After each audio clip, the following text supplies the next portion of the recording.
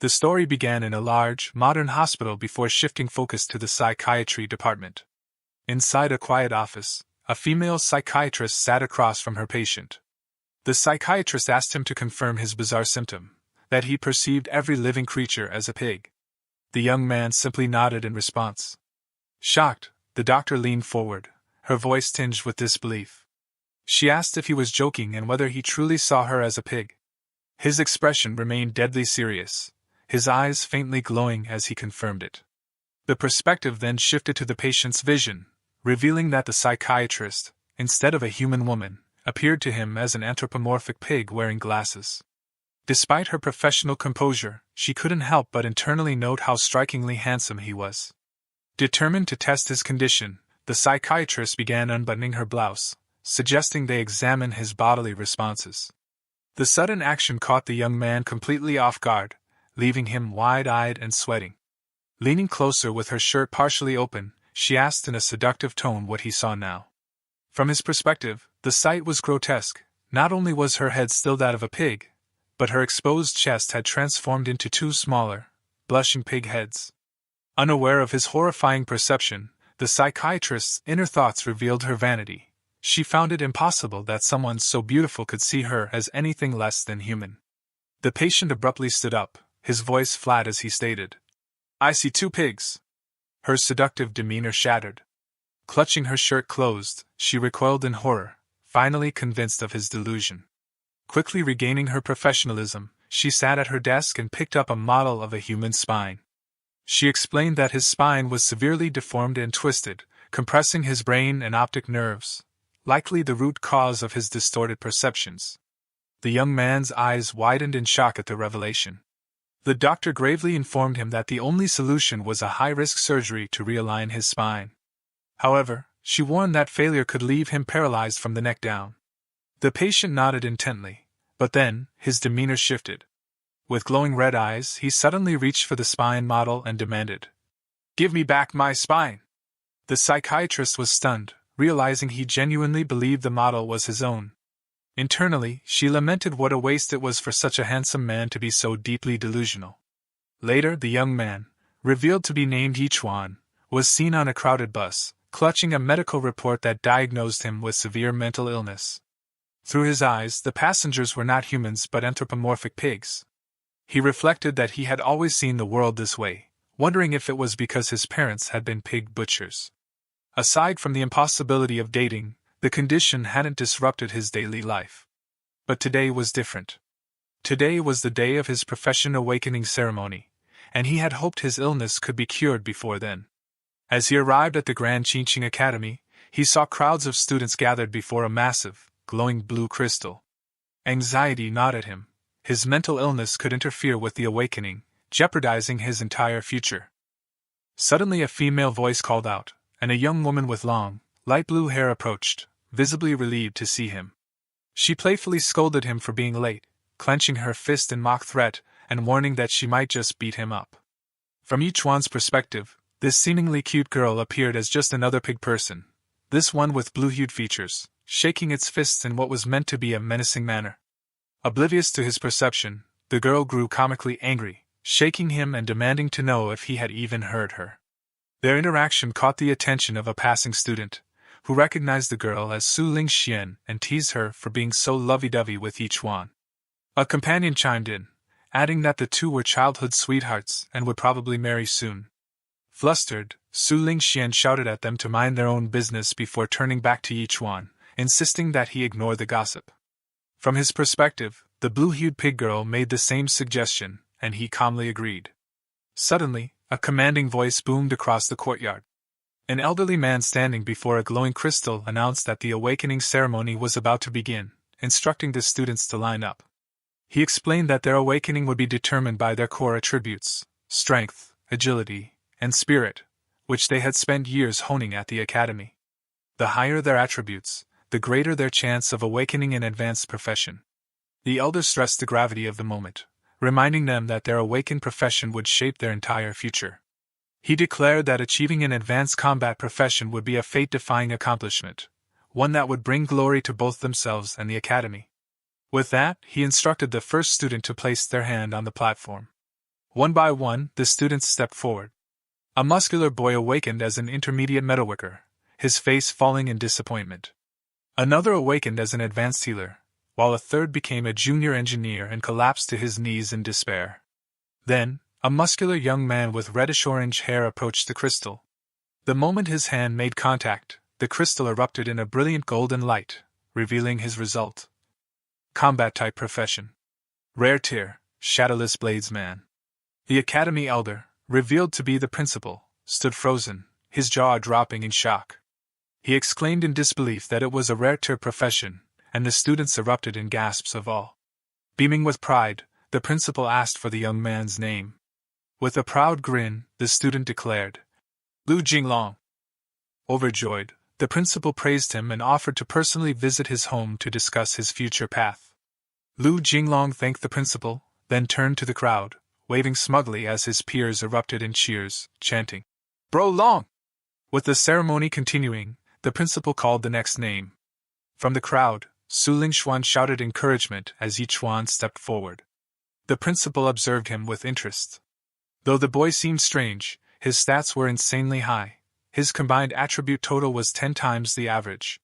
Hoping for a miracle, the principal watched as Yichuan placed his hands on the platform. Instantly, the crystal exploded in a cataclysmic surge of lightning, far more powerful than before. The force buffeted the principal and sent the crowd reeling. The principal stared aghast. If the blinding energy was golden light, it could only mean one thing, an awakening beyond the rare tier. As Yichuan gazed at the raw power he'd unleashed, the principal's eyes widened. Divine tier! He yelled, confirming the legendary highest possible awakening. The energy coalesced, and glowing words announced the baffling result. Life-type profession, Divine Pig Butcher. The principal was left speechless, horrified. How could a divine tier awakening result in something so ordinary? The students' shock turned to mockery. The crowd erupted in laughter, some questioning if the crystal had malfunctioned. Others debated whether Yichuan was incredibly lucky or cursed. The principal seethed with rage and disappointment. After years of waiting, he had finally witnessed a legendary divine tier awakening, only for it to be the most useless profession imaginable. A divine blacksmith or healer would have been worth boasting about for decades, he lamented. The higher his hopes had been, the crushing the disappointment. Turning to the isolated Yichuan, the principal could only manage a deep, frustrated sigh as the boy walked away. As he walked, Yichuan noticed something unexpected, a holographic blue screen visible only to him. It displayed his complete status, including his new profession, talents, and skills.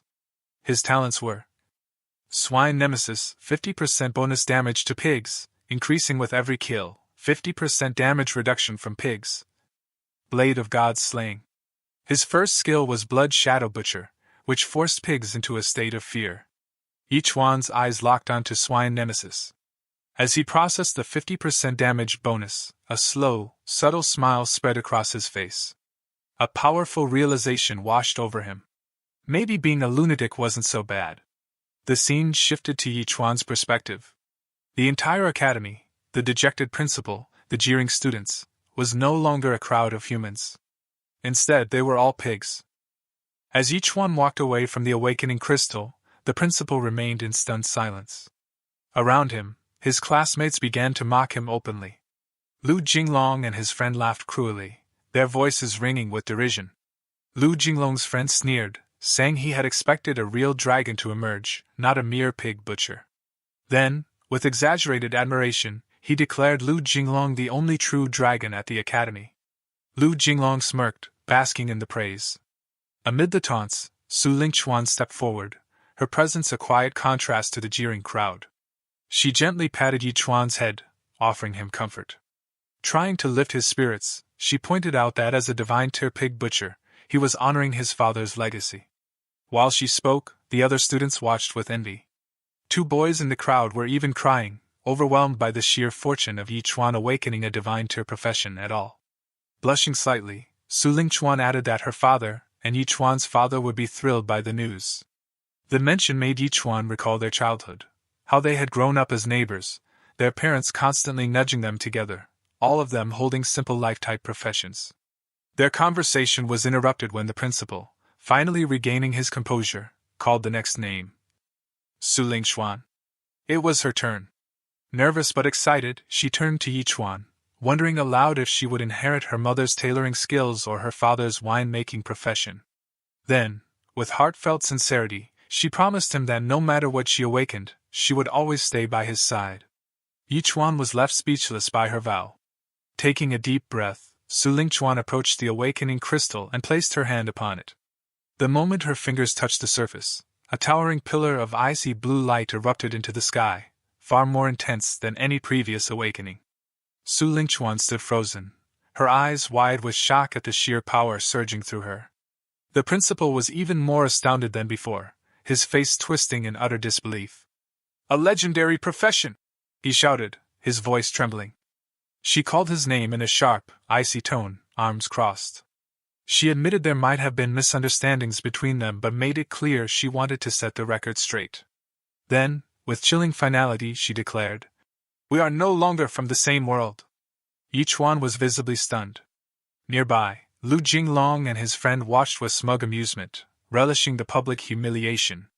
To everyone's surprise, Yichuan's shock melted into cheerful agreement. Assuming he was putting on a brave face, Shu Lingxuan continued in a condescending tone. She told him she understood how difficult this must be and that he didn't need to pretend. Then, with cold precision, she added, "As just a pig butcher, you will never do anything important." At that, Yichuan's expression darkened. He warned her not to blame him for his reaction. The scene shifted to Yichuan's perspective, where Shu Lingxuan, once proud and elegant, now appeared to him as a proud-looking, pig-faced girl. When she insisted they should avoid each other in the future, he simply smiled in relief.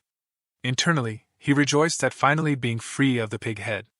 Without another word, he turned to leave, casually stating, "I'll be going then." Shu Lingxuan stood frozen, utterly bewildered. Seeing her confusion, Lu Jinglong approached with a smug grin. He offered to teach Yichuan a lesson and force him to accept reality. Shu Lingxuan remained silent, her expression troubled, but Lu Jinglong took it as approval. His face twisted into something crueler. Without waiting, he barked at Yichuan's retreating figure. "Hey, pig butcher! Get back here!" Yichuan kept walking, ignoring him completely. Enraged by the disrespect, Lu Jinglong lunged forward, grabbing Yichuan's arm. "Are you deaf?" he snarled. Finally, Yichuan stopped. He turned slowly, his eye glowing a dangerous red. "What do you want?" he asked, his voice calm. In an instant, a dark, suffocating aura erupted from Yichuan, engulfing Lu Jinglong in shadow. The arrogant cultivator froze, his body locking in primal fear. Unseen by the crowd, Lu Jinglong was trapped in a nightmarish vision, Yichuan's ability. In his mind, he was no longer a cultivator but a terrified pig, bound to a butcher's block. Above him loomed Yichuan, eyes blazing, a massive cleaver raised high. The vision shattered, but in reality, Lu Jinglong collapsed, drenched in sweat, his face deathly pale. The crowd burst into laughter, assuming he had tripped. His friend rushed over, demanding answers, but Lu Jinglong could only gasp in horror. Humiliated and furious, Lu Jinglong scrambled up and screamed, throwing a full-powered punch at Yichuan's face. But Yichuan moved with inhuman speed. His fist met Lu Jinglong's, wreathed in a crimson aura. The impact was brutal. Lu Jinglong recoiled, howling in agony, his hand shattered, bones crushed from the force of the block. The entire crowd, Shu Lingxuan, Lu Jinglong's friend, every onlooker, stood in stunned silence. Clutching his ruined hand, Lu Jinglong shrieked in disbelief. "Impossible! How did a pig butcher beat me?" Yichuan stood calmly, enveloped in a deep red aura. With an air of indifference, he remarked that as a pig butcher, it was only natural for him to have strong hands, finally revealing a glimpse of his profession's hidden power. The crowd erupted into chaos at the sight. Lu Jinglong's friends stared in shock, pointing at their companion's mangled hand. Overwhelmed by pain and fury, Lu Jinglong screamed at Yichuan, vowing to kill him. Channeling his energy, he summoned a blazing cyan sword, his void long, into his uninjured hand. The gossiping girls in the crowd whispered among themselves, certain the fight was over. One declared that Lu Jinglong was now serious and that Yichuan was as good as dead. The other wondered why a mere butcher would dare challenge a combat-class cultivator, lamenting that he should have apologized while he had the chance. Everyone knew Lu Jinglong's sword could slice through steel. Consumed by humiliation and rage, Lu Jinglong raised his weapon, shrieking that he would cripple Yichuan. But just as he prepared to strike, the air turned frigid. Snowflakes drifted down, and ice crackled along the blade of his energy sword. The frost spread rapidly, encasing Lu Jinglong's body in a frozen shell. He strained against it, horrified to find himself immobilized. With great effort, he turned his head and glared at Shulingshuan, demanding to know why she was still defending Yichuan. Shulingshuan stood with her arms crossed, a chilling aura radiating from her. Her voice was icy as she ordered them to stop. She made it clear she had no interest in watching them fight over her. The scene widened, revealing the three figures locked in tension at the plaza's center. Shulingshuan's gaze lingered on Yichuan as she stated coldly that he should finally understand.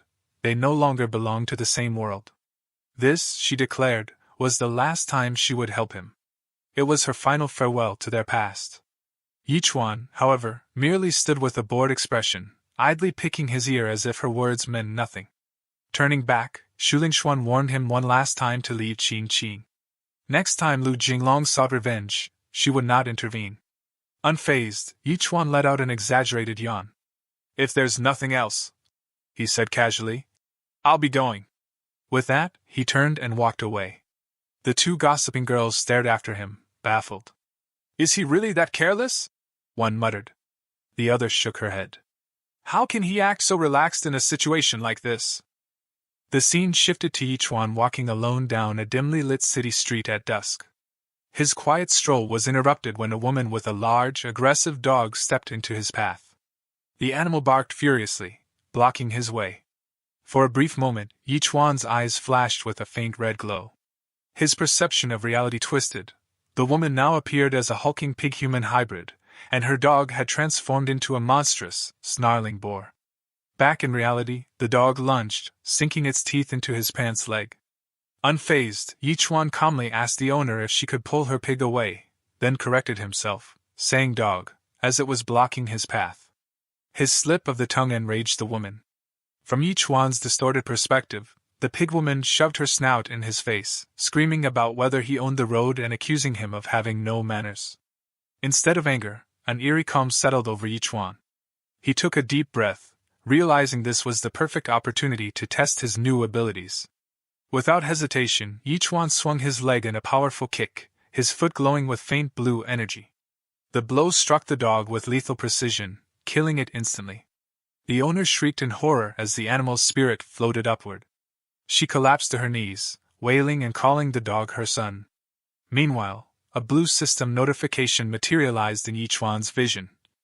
Extra damage increased by 1%. His eyes widened with satisfaction. His theory was correct. His swine nemesis ability worked on any creature he perceived as a pig. The woman, now consumed by fury, lunged at him, screaming that he was a murderer. She vowed to fight him to the death. Yichuan remained unnervingly composed. He declared flatly that he was a psychopath and, to prove it, produced a medical diagnosis labeled psycho. With a chilling stare, he asked if there was anything else, otherwise he was leaving. Terror replaced the woman's rage. Realizing she was dealing with a genuine psychopath, one who could kill her as easily as he had her dog, she forced a shaky smile. It was nothing, she stammered, stepping aside. Have a good day. The story transitioned to Yichuan's home, where his parents greeted him warmly. His muscular father, Yi Qiyuan, laughed heartily, asking if he'd really become a pig butcher. His mother stood by with a gentle smile. Yichuan confirmed it. Yi Qiyuan roared with approval, pulling his son into a crushing hug. You stinky kid! He cheered. Honest pig butchering is better than fighting and killing. Tomorrow, I'll take you to the slaughterhouse. Later that night, as Yichuan slept soundly in his pig-themed onesie, a shadowy figure emerged outside the house. The intruder, face wrapped in bandages, one eye glowing blue, peered through his parents' bedroom window. The son of Ghost Cry, a simple pig butcher? He muttered in disbelief. Tell me, Yi Qiyuan, is he truly your blood? In the darkness, Yi Qiyuan's eyes snapped open. Gone was his jovial demeanor. His gaze was steel. Disturb my family again, he warned. And I won't be polite next time. The bandaged figure chuckled. No need for anger. If the boy is just a butcher, the organization has no interest in him. With that, he vanished into the night. The next morning, Yi-Kyun led his son to the family slaughterhouse. The cavernous facility was lined with pig carcasses hanging from hooks. Clad in a black apron, Yi-Chuan followed with grim focus. A good butcher needs a good blade, Yi-Kyun declared, stopping before a locked case containing 3 massive cleavers. Choose one. Yi-Chuan reached for the middle knife. The instant his fingers closed around the handle, a blue notification flashed before him. Pig slaying knife selected. God slaying edge talent activated. Bonus, plus 0.1 attribute points per pig killed. With his son armed, Yi-Kyun began the lesson. First, learn the weak spot, he instructed as a carcass was hoisted before them. Through Yi-Chuan's eyes, the dead pig morphed into a grotesque, snarling boar. Aim at weak point, his father said, stepping back. Kill in one strike. Yi-Chuan tightened his grip. Yi-Chuan swung the blade down with overwhelming force. 3 seconds later, the lifeless pig finally stopped breathing. Immediately, the system displayed a notification. Slaughtering pigs inside the facility was safe, but the efficiency was far too low. This world was home to countless races and infested with monsters. Humanity no longer divided itself by national borders. Instead, it had united under the Human Federation, which was split into 9 special zones. Qiqing, the city where Yi-Chuan lived, was located on the edge of Special Zone 5. Leaving the safety of human territory meant facing dangerous races, many of which saw humans as food. However, for those with combat professions, the outside world was the best place to train and grow stronger. Staying indoors forever would never forge a top-tier powerhouse. Before leaving the city, Yi-Chuan completed a simple registration procedure at the gate. The guard warned him that, as a life-skill-type professional, he was only permitted to operate within a 1-kilometer radius of the city. Yi-Chuan nodded obediently, then turned and walked out. The world outside was nothing like the city. It was wild and desolate, with thick, unchecked grass stretching into the distance. The deeper Yi-Chuan ventured, the quieter everything became, until only the sound of wind whistling past his ears remained. As he entered a dense patch of low shrubs, Yi-Chuan grew alert. He had a vague feeling that something, or someone, was watching him. A black shadow leapt out from the bushes. It was a humanoid creature about 1 meter tall, green all over, wielding a small knife. The goblin screamed as it lunged at Yi-Chuan. Recognizing the creature instantly, Yi-Chuan activated his skill, Blood Shadow of the Butcher. A burst of killing intent erupted, freezing the goblin in fear for a full second. Seizing the moment, Yi-Chuan rushed forward and swung his blade down. The goblin didn't even have time to react before it was cleanly sliced in 2.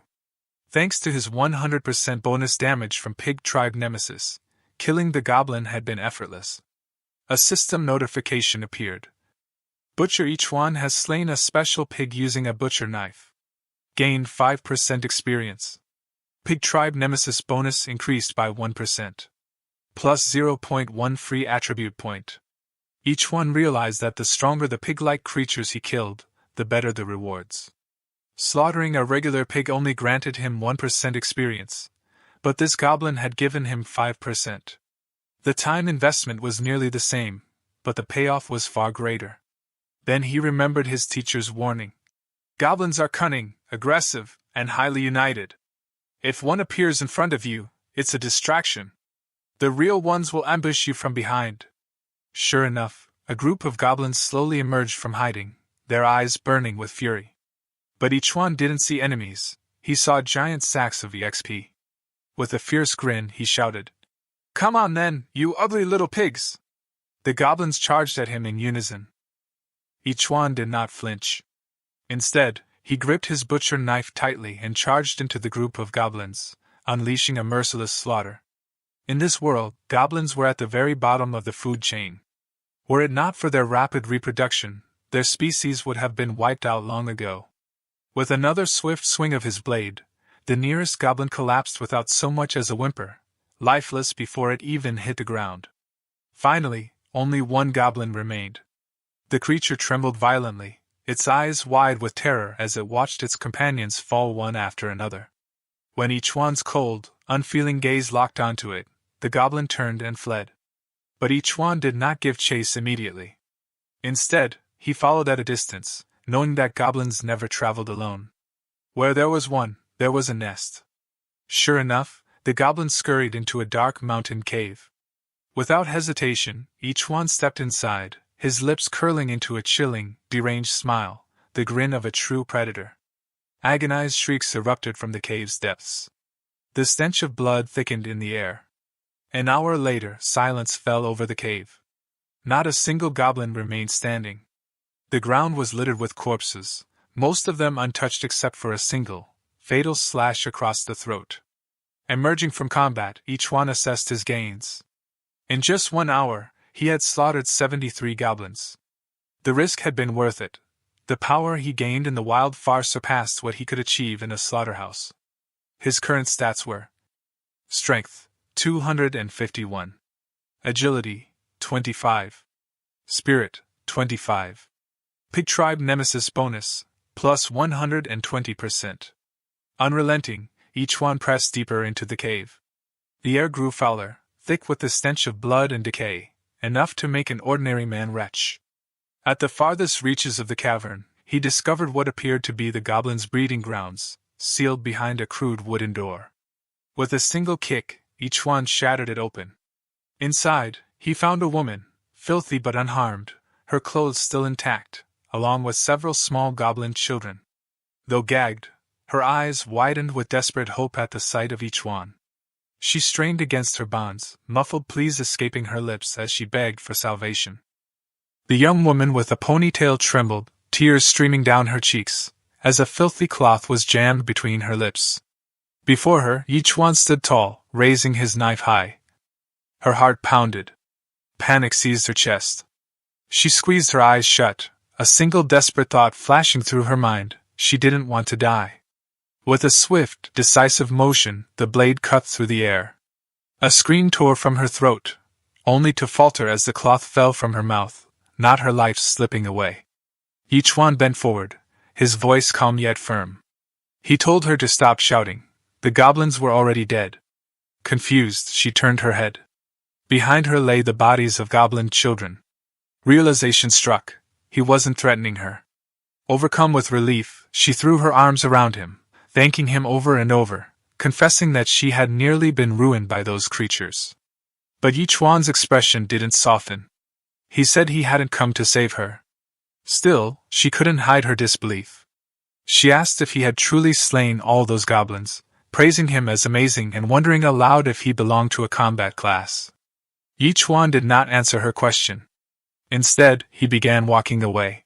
She quickly called after him, asking for his name. Without looking back, he replied, Yichuan. Once they stepped outside the cave, Yichuan stopped and pointed toward the open plains. He told her that if she kept heading in that direction, she would eventually reach the city. Then he continued walking, leaving her behind. But the girl began to follow him. Yichuan halted suddenly. Turning sharply, he brought his knife up close to her face, his eyes narrowing with suspicion. He demanded to know why she was following him, and warned her not to tell him she was a spy sent by the goblins. Flustered, the girl quickly shook her head. No, she just didn't dare to return alone. Yichuan studied her for a moment before asking her name and her reason for being there. She told him her name was Xia Nanan. In a few days, it would be her mother's birthday, and she had set out to find a blood moon flower as a gift. Unfortunately, she was captured by goblins before she could return. Her gaze shifted to his weapon. She proposed a deal. If he helped her find the blood moon flower, she would take him to Qingqing's best weapon forger so he could have a new blade made. Yichuan asked if she even knew Qingqing's best weapon forger. Then his voice turned cold. He told her to go back and to stop following him, or he would cut her down. Inside, Xia Nanan's thoughts simmered. She couldn't believe someone could treat her, a beauty like herself, with such coldness. Was there something wrong with him? She continued following him, calling out from behind, asking if he knew who she was, and mentioned that her father was Xia Beihai. Yichuan's thoughts sharpened at the name. Xia Beihai, head of one of Qingqing's 4 great aristocratic families, a 9th-rank master-class transferee, only a single step away from becoming a Grand Master. If that was true, then with her father's wealth, having him forge 10 top-tier pig butcher blades would be nothing at all. Without hesitation, she showed him her family token, the crest of the Xia clan etched into its surface. She explained that it was her father's protective token. With it, even a climbing pond realm transferee couldn't harm her in the slightest. She had only been captured because she was taken by surprise. Unable to injure her directly, the goblins had locked her up instead. Each one stepped closer, his eyes scanning the token. She flushed faintly under his scrutiny, thinking that if it had been anyone else, they might have already taken advantage of her vulnerable state. He recognized the token's authenticity. Extending his hand, he told her he believed her. He would help her find the blood moon flower, and in return, she would help him secure a top-tier blade. They sealed the agreement with a simple handshake. Xia Nanan reached into her belongings and pulled out a folded map. She explained that she had purchased it from someone else, and it marked the exact location of the blood moon flower. But she warned, wherever such a flower grew, a blood moon python would be close by, and those creatures were extremely dangerous. Each one raised an eyebrow. "A python?" he asked. She nodded, recalling the details from the Wilderness Survival Guide. The blood moon python, she explained, possessed strength on par with a 9th-rank apprentice. She admitted she wasn't sure if he could handle it in his current state. Ichuan gave no sign of concern. In fact, he remarked casually that he had never even seen a python before. Xia Nanan's inner thoughts churned. Was this man even listening to her? Still, she reasoned, if he could single-handedly wipe out an entire goblin tribe, he had to be a god-tier combat class. With that, he urged her forward. "Let's go! You lead the way." As they traveled, she couldn't shake the strange impression he gave her, somehow both reliable and unreliable at the same time. The scene shifted to an open grassland. The two crouched low in the tall grass. Not far away, a massive silver-horned rhino grazed peacefully. Xia Nanan's voice dropped to a whisper. They must not provoke it, she warned, because once enraged, its power could rival that of an 8th-rank apprentice. Xia Nanan's voice was low but urgent. She reminded each one that they only needed to quietly go around the creature. But as she spoke, he raised his blade and pointed it toward the silver-horned rhino. He said if it dared to eat grass today, it would dare to eat people tomorrow. Such a beast could not be left alive. Her jaw dropped at the reasoning. That's your reason?" she stammered, disbelief cutting through her fear. Before she could say more, Ichuan's body moved. He surged forward in a sudden burst of speed, the ground crunching beneath his boots. As he closed the distance to the rhino, the beast turned its head at the motion, but it was already too late. Ichuan's arm drew back, the blade flashing with lethal precision. The silver-horned rhino let out a strangled, guttural sound. Before its massive frame collapsed onto the grass. Dark green blood spilled rapidly from the wound, soaking into the earth. For a moment, Xia Nanan could only stand there, frozen in shock. The massive silver-horned rhino lay motionless before her. Then, after a heartbeat of stunned silence, her voice broke the stillness, a sharp, disbelieving cry. She screamed in astonishment that he had killed it with a single strike. A glowing system prompt popped up in Yichuan's vision like an annoying mobile game ad. Congrats! Level up. Rank, 7th Apprentice. Pig Clan Nemesis bonus. Now 122% damage, because nothing says balance like overkill. Yichuan glanced at his cleaver. The poor thing looked like it had been through a blender. How much longer you gonna last, buddy? He wondered, giving it a sympathetic pat. Probably not great that my weapon's durability is hanging on by sheer willpower. Xia Nanan clamped onto Yichuan's arm like a startled koala. What are you? She demanded, her voice cracking like a teenager's mid-puberty. Life-type profession, he said, shrugging. Pig butcher. Bullshit. She screeched, flailing her arms like a windmill in a hurricane. Since when do butchers one-shot monsters? That rhino could have tanked a meteor strike. Yichuan, unfazed, knelt beside the corpse and started hacking off the silver horn like a guy carving Thanksgiving turkey. Good stuff, he muttered. Probably just died, 'cause it was old or something. Xiananen's eye twitched. Oh sure. The apex predator just happened to drop dead from old age the second you swung. Very believable. But lacking any better explanation, and frankly too tired to argue, she sighed. We're almost at the blood moon flower. Let's just go. As they trudged forward, Xiananen kept sneaking glances at Yichuan's cleaver. That thing looks like it belongs in a museum labeled primitive cooking tools, do not touch. And yet. Meanwhile, the cleaver's durability bar keeps shrinking. The scene cut to another part of the forest, where the principal of Qingchong Academy was leading his students like a tour guide at a monster-infested zoo. You've all performed adequately, he said, in that tone adults use when they're technically praising you but also implying you could have done better if you just applied yourself. His eyes lingered on Su Lingxuan, cold, elegant, probably thinking about how much better she was than everyone else. You too, the principal nodded, are the ones I think most highly of. Q Lu Jinglong's ego inflating to dangerous levels. Suddenly, the principal stiffened. He barked, spinning toward the trees like a startled meerkat. Show yourselves. And like a poorly timed punchline, Yichuan and Xiananen stepped out of the shadows. Yichuan blinked. Oh great. Just who I wanted to see. Lu Jinglong's finger shot up like a badly aimed firework, pointing directly at Yichuan. You, he screeched, his voice hitting notes only dogs should hear. What the hell are you doing in the borderlands? Yichuan scratched his head. Passing by. Wrong answer. The heavy-set female student snorted. Yeah right. You're still obsessed with Su Lingxuan, aren't you? Pathetic. Yichuan's gaze flicked to Su Lingxuan, and in his eyes, she was once again Pig-Face Girl, staring at him with the warmth of a tax auditor. Yichuan, she said, voice sharp enough to slice bread. I thought I made myself clear.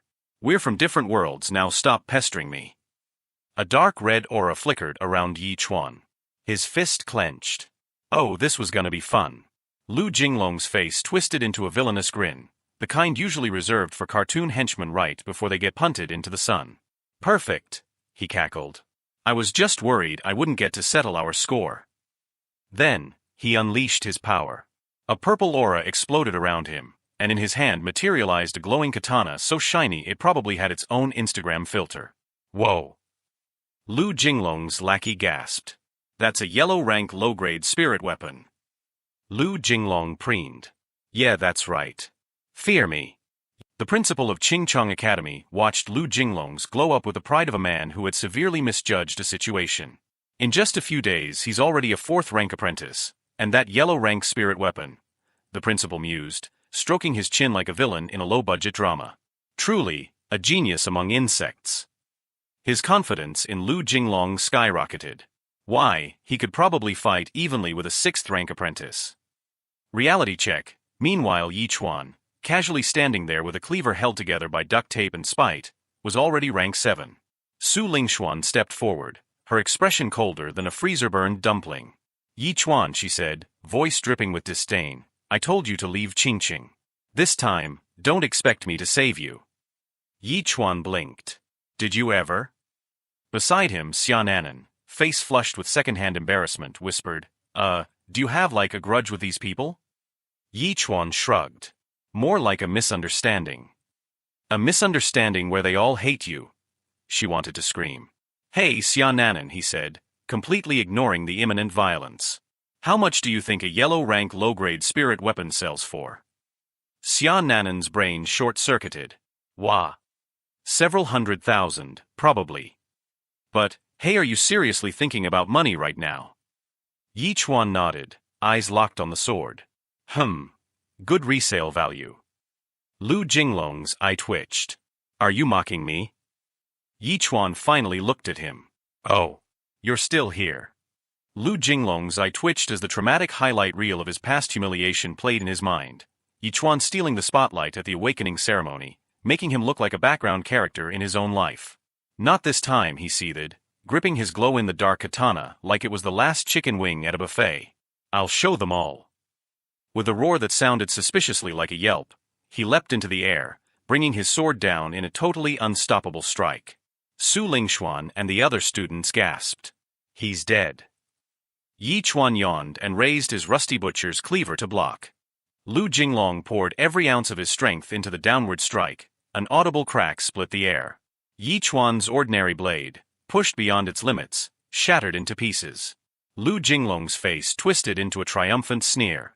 After today, he spat, you'll never butcher another pig. His chest swelled with victory as he glanced toward Su Lingshuan, eager to see her reaction to his display of power. The principal observed coldly from the sidelines, his thoughts clear. No mundane blade could hope to match a true spirit weapon. This confrontation had reached its inevitable conclusion. Yet the fight wasn't over. Yi Chuan examined the broken knife handle still clutched in his fist. With a dismissive flick of his wrist, he tossed it aside. His calm voice cut through the tension. I don't need a knife to deal with you. Lu Jinglong's face flushed crimson. Rage, hot and uncontrollable, surged through his veins. Don't say I didn't warn you, he shrieked, voice cracking with fury. Die. With a final desperate cry, he swung his glowing sword with all his might. Yi Chuan's eyes flashed. In a movement too fast to follow, he sidestepped the lethal arc of the spirit weapon.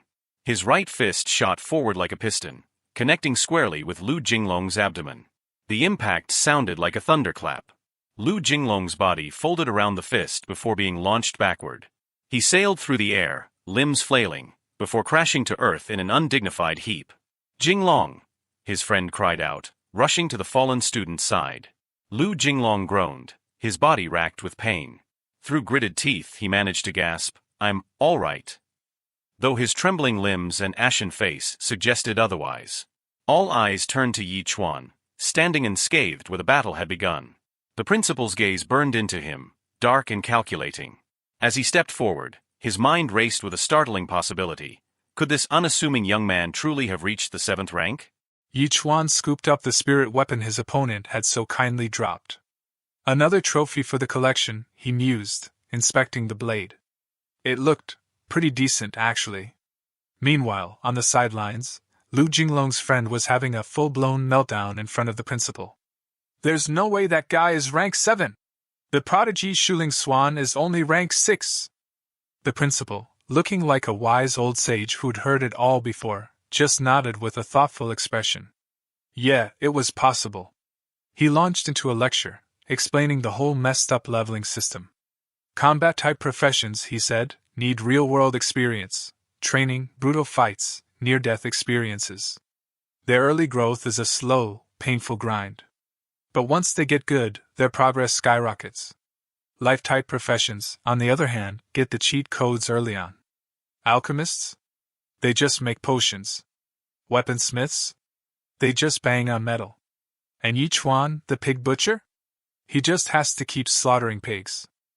A quick flashback showed Yi Chuan effortlessly disassembling a pig, highlighting his unique training regimen.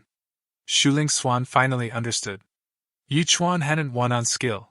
He'd won because he no-lifed his way to a higher level and had the raw stats to crush them.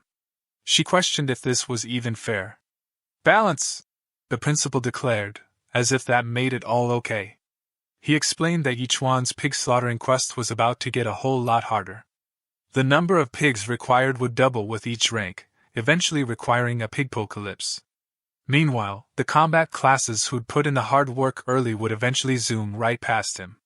So, Lu Jinglong's friend chimed in, ever the optimist. You're saying while he can beat us now, in a few years we'll squash him like a bug? The principal grunted in agreement, though he looked a little troubled by the brutal honesty. Having heard his entire career path summarized and then dismissed, each one seemed to take it in stride. He turned to leave with a casual wave. If there's nothing else, I've got pigs to slaughter. Later. But just as he was about to make a clean getaway, Su Ling Swan stepped forward, looking at him with a mix of pity and disdain. Why are you even doing all this? Was all this effort just some sad attempt to show off for me? She then dropped her bombshell. She'd been accepted into the prestigious Tianqing Academy. They were from different worlds now. Yi Chuan could only stare, his face a perfect blank slate. Wow, she really loves the sound of her own voice, he probably thought. Cyanin's patience finally shattered. Are you people ever going to stop? She exploded, stepping between Yi Chuan and his accusers like a furious barrier. Yi Chuan was helping me look for the blood moon flower. Running into you guys was just our spectacularly bad luck. She planted her hands on her hips, her glare sweeping over the entire, judgmental academy group. So, what kind of delusional, dramatic nonsense are you all making up in your heads? The plus-size girl from the academy sneered, her voice dripping with mock surprise. She exclaimed that someone actually treasured the scumbags Su Lingxian dumped. Lu Jinglong's friend eagerly chimed in, nodding along. He agreed, stating that Yi Chuan had no other skills, but he was certainly good at picking up women. He leered, looking between them, and remarked that Yi Chuan had found a new one so quickly. A bitch and a dog, a match made in heaven. Xiananin's patience officially evaporated. She threw a single, furious punch that unleashed a shockwave of energy. It was a blast so indiscriminate it nailed not only the two loudmouths but the entire academy group, including a very confused Shuling Swan and the utterly baffled principal. The principal staggered back, a bright red handprint blooming on his cheek. Why am I included in this? Xiananin stood defiantly next to the stoic Yi Chuan, fists still clenched. Su Lingswan, holding her own stinging cheek, could only look on in utter disbelief. Her rage ignited, an icy blue aura of her snow soul sword immortal power flaring to life around her. She drew her sword, asking how she dared hit her, and if she was looking to die. As Su Lingswan prepared to lunge, Xiananin did not even flinch. Instead, she calmly held up her family's protective amulet. The sight of the amulet acted like a freeze spell, immediately stopping everyone in their tracks. This wasn't a fight. This was a career-ending mistake. He instantly sprang into action, grabbing Su Lingshuan's sword arm and shouting for her to stop. He urgently explained to her, and everyone else, that he now recognized the girl as the young miss of the powerful Xia family. His entire demeanor did a complete 180, shifting from commanding authority to desperately friendly. He turned to Xiananin with an apologetic, almost simpering expression and asked what she was doing there in their humble region. Xiananin was having exactly zero of his small talk. She dismissed his question with a wave, stating bluntly that she could go wherever she wanted. She then immediately turned the tables, criticizing him for the poor quality and terrible manners of his students. The principal could only bow his head in apology, readily agreeing that it was his mistake and promising to discipline them all thoroughly when they returned to the academy. But Xiananin wasn't finished. She pointed an accusatory finger directly at Su Lingshuan and demanded that the principal make her apologize to Yi Chuan. The demand left Su Lingshuan utterly stunned. Her mind was reeling with the realization that this rude girl was the daughter of the legendary Xia Beihai. She couldn't process why someone of such incredibly high status would ever be associating with someone like Yi Chuan. The principal, desperate to avoid offending the Xia family any further, sternly ordered Su Lingshuan to apologize immediately. Cornered and utterly humiliated, Su Lingshuan offered a reluctant, barely audible apology to Yi Chuan, her eyes fixed on the ground. Internally, however, her face was a mask of pure, seething fury. She silently vowed that the Xia family would pay for this insult. Having had more than enough of the drama, Yi Chuan told Xiananin simply, "Let's go." As they turned to leave, the defeated Lu Jinglong, still crumpled on the ground, cried out for them to stop. He demanded that Yi Chuan return his spirit weapon. Yi Chuan, with the stolen sword still slung on his back, glanced over his shoulder with a cocky smirk. He taunted Lu Jinglong, challenging him to come and take it back himself if he could, adding that he was ready for a rematch any time. For good measure, Xiananin blew a playful raspberry at the defeated rival. Lu Jinglong could only clutch his chest, seething with powerless anger. As Yi Chuan walked away, Lu Jinglong screamed a final, furious threat after him. "Just you wait!" Finally free of the academy drama, Yi Chuan and Xiananin pressed on with their actual mission. The rocky terrain crunched underfoot, a stark contrast to the earlier emotional battlefield. Xiananin double-checked her map, then squinted up at a foreboding cliffside. A cave entrance, glowing with an ominous red light, was their target. "This is definitely the place," she confirmed, her voice losing its usual playful edge. A familiar chime echoed in Yi Chuan's mind. Finally, some decent loot notification. New weapon designated. Spirit Sword has been assigned as your exclusive pig-slaying knife. Unique effect, God-slaying edge is now active. Bonus, superior weapon quality grants 0.2 attribute points per pig slain. He glanced at the Spirit Sword on his back. So a better blade means more stats per chop. Note to self, never settle for cheap cutlery again. His train of thought was abruptly derailed as Xiaonan rummaged in her cleavage and produced two small, vibrantly colored orbs. Yichuan stared, momentarily speechless. Is there a hidden inventory pouch in there? What are those? He finally managed to ask. Xianan's face flushed slightly as she brandished the two spheres. This thing is called a Thunderfire Pearl, she corrected. If an Ascension Realm expert is caught off guard, a blast from this would be enough to heavily injure them. When the Blood Moon Serpent appears, this could be our lifeline. Yichuan looked from the volatile orbs to her determined expression. She just carries world-ending weapons in her shirt. Note to self, never make her actually angry. You're something else. I'll go up and take a look first. He leaped from the cliff face, landing deftly on the ledge she had pointed to. Before him was a breathtaking sight, a patch of stunning, pulsating red flowers that cast an ethereal glow on the surrounding rock. From her vantage point across the gap, Xianan's voice rang out, clear and excited even from a distance. They're real! She exclaimed, her delight echoing off the canyon walls. And they're not just blood moon flowers. These are the extremely rare blood crystal twin flowers. This is incredible luck. But her celebration was cut short. A sudden, primal silence fell over the gorge. From the deepest shadows of the cave behind Yichuan, a monstrous, scaled head began to emerge. Two glowing red eyes, like smoldering coals, opened and fixed their gaze directly on the flower in Yichuan's hand. Yichuan stood rooted to the spot, utterly stunned by the sudden appearance of the massive creature. It was the Blood Moon Great Python. But through Yichuan's unique, profession-skewed lens, the terrifying serpentine head underwent a bizarre transformation.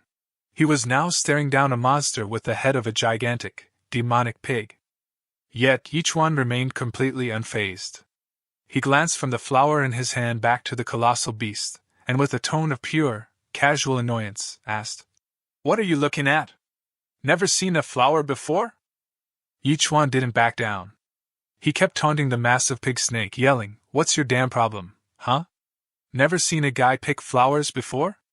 The giant creature actually paused, its glowing red eyes looking genuinely confused by this lunatic who wasn't running away screaming.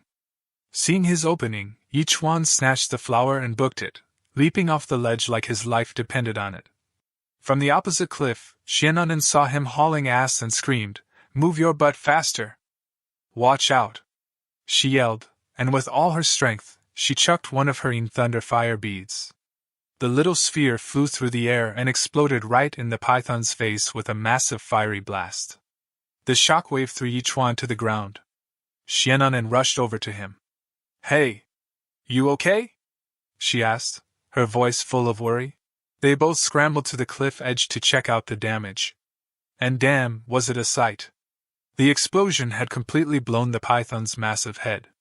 "Whoa," Yichuan muttered, stunned. "Did that little bead really just do that?"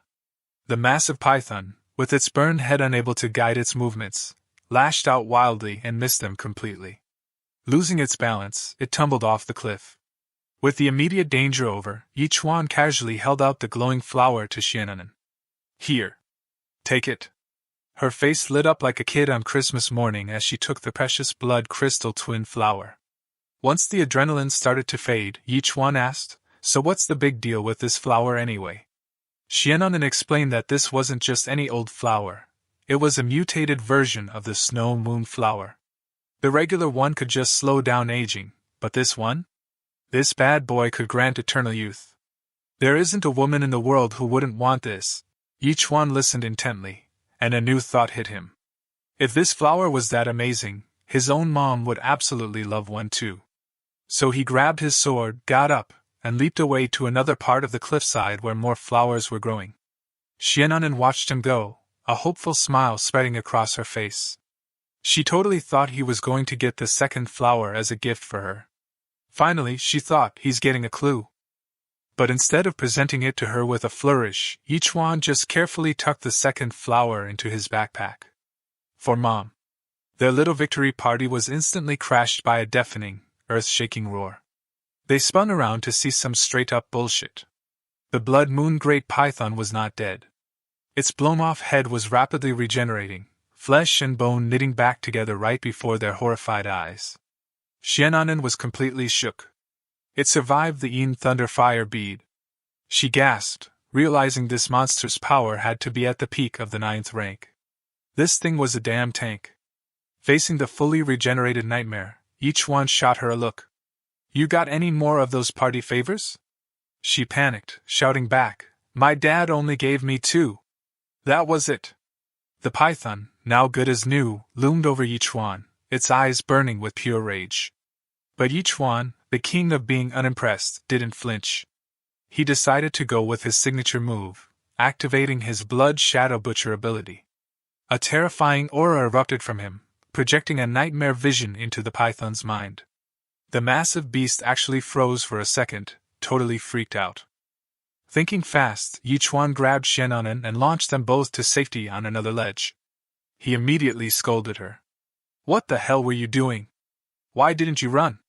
Blushing, she stammered, I was waiting for you. I thought you risked your life to get that flower for me." Yichuan turned to her with a deadpan expression. "No," he stated bluntly. "It's for my mother." The revelation absolutely crushed her romantic fantasy. Her face twisted in utter frustration. "Well, that's embarrassing."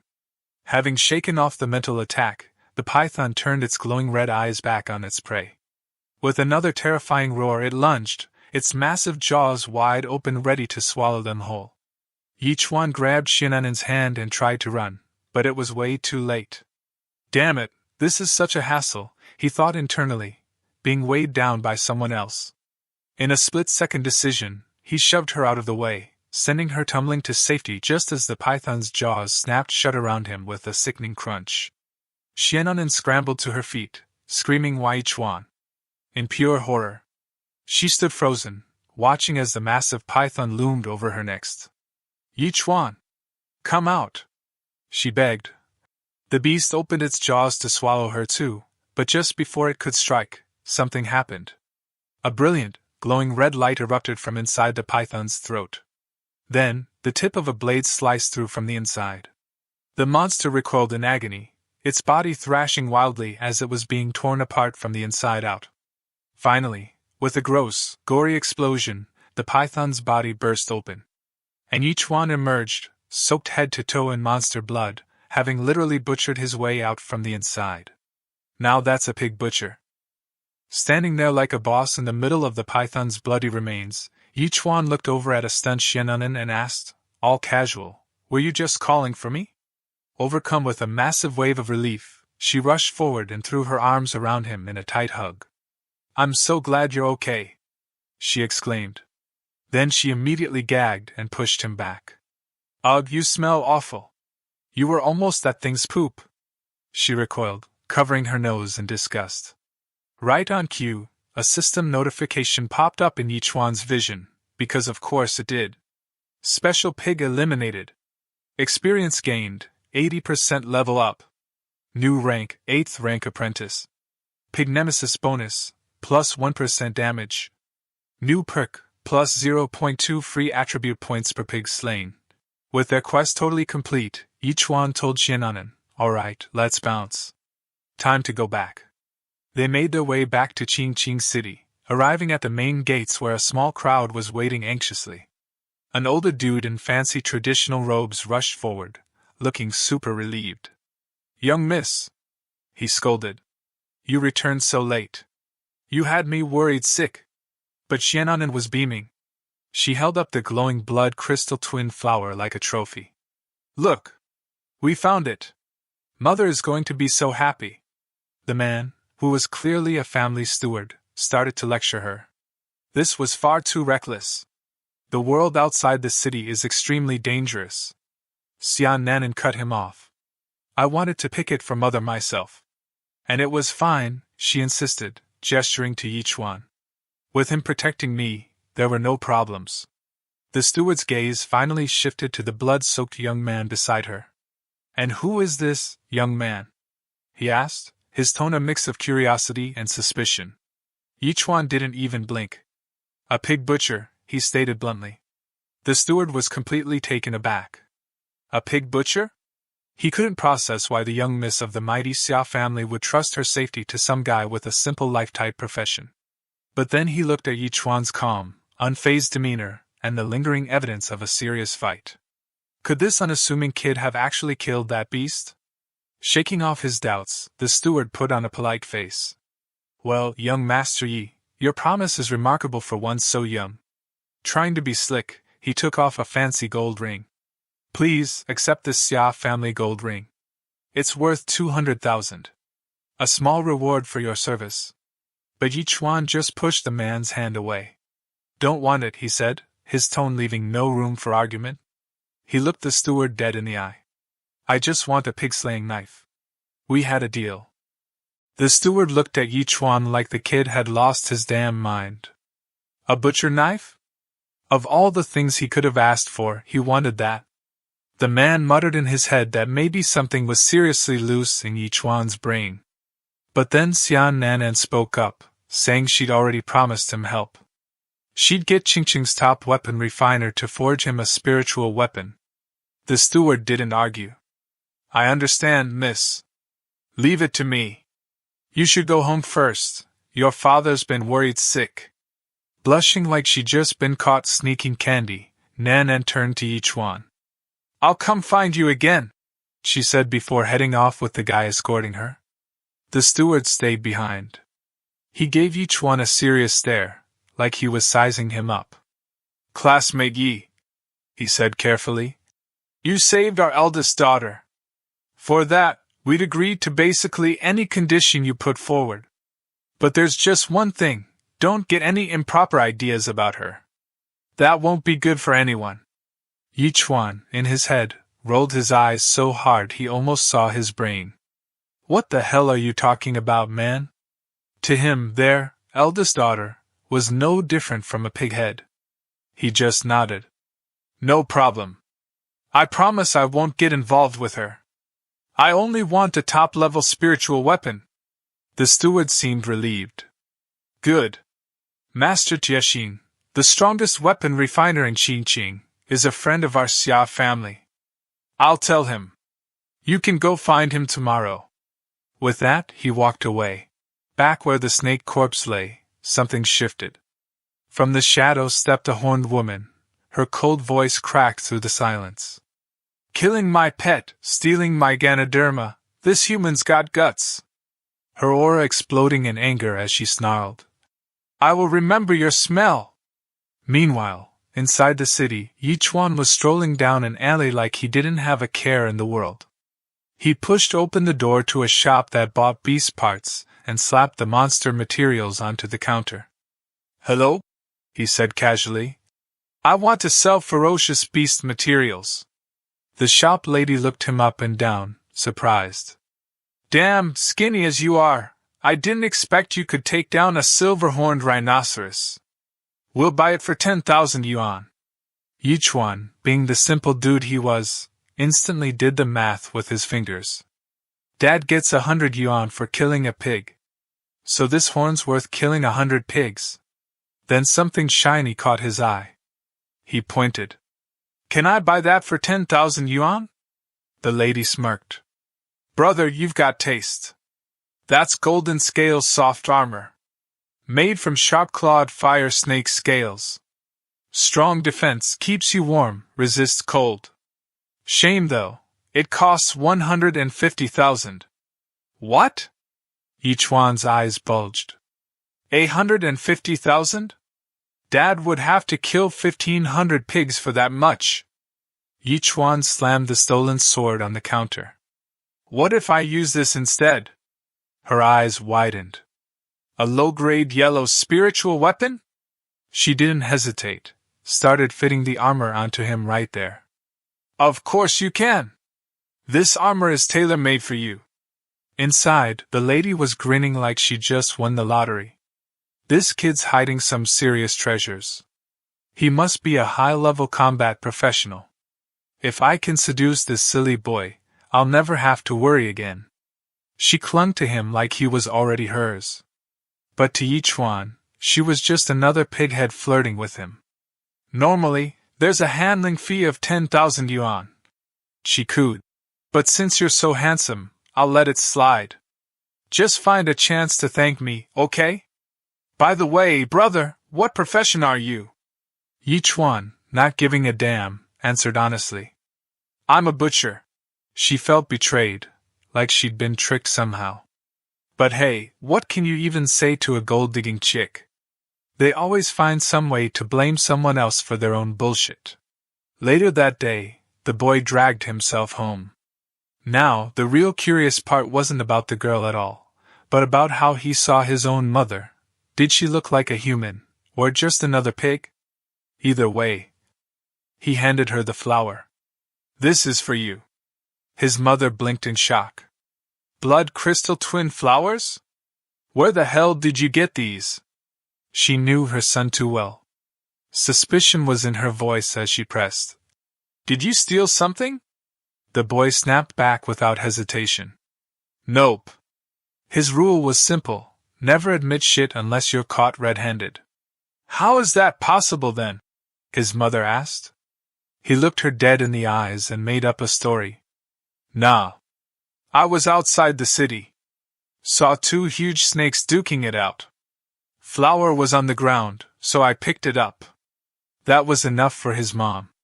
She pinched his cheek with pure joy, laughing through the worry. Brat! You know how dangerous it is outside? We're just butchers, not warriors. If something happened, how the hell could we handle it? Don't you dare go there again. The boy nodded while his cheek was still trapped in her grip. Got it, Mom. Won't do it again. His father laughed when he realized what was happening. After all, he was the one directly benefiting from the flower his son had brought home. He clapped his hand on his boy's shoulder and said with pride, As expected of my son. But then a loud shout erupted from outside the house. Yichuan! Come out here! The father froze. Who the hell? He muttered, stepping out.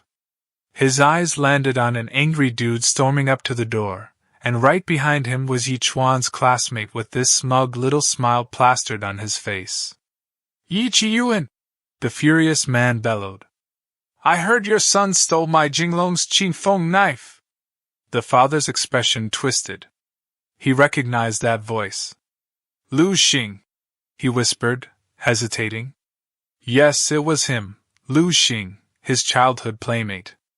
They used to run around together like brothers, but that was years ago. Now Lu Xing was a big shot, a well-known sixth-order transitioner in town. Too big of a gap between them now, so big that they barely even spoke anymore. He tried to swallow down the tension, forcing out a nervous smile. Lu. Brother Lu, are you mistaken? My boy's just a butcher. How the hell could he rob you? His so-called spiritual blade? Before he could smooth things over, Lu's brat jabbed his finger at Yichuan like he just caught the criminal himself. Dad! It's him! Lu Xing's face went red. He snapped. Old friend, why are you still so damn muddle-headed? You can't even educate your own son, and now he's stealing from others? Don't play dumb. I already confirmed this with Principal Zhao Ming, and now I'm here to settle it. The air went heavy. Everyone's focus shifted straight to Yichuan. Qiyuan turned to his son, his voice tight and worried. Yichuan, what's going on here? Yichuan didn't flinch. He looked them dead in the eye and said calmly, Your son wanted to kill me. I only stole his knife so I could get away with it. The words hit like a slap. But Lu's son immediately barked back, Bullshit! I wasn't gonna kill you! I just wanted to spar, that's it.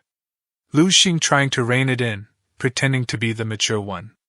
Boy, for your father's sake, I'll let this go.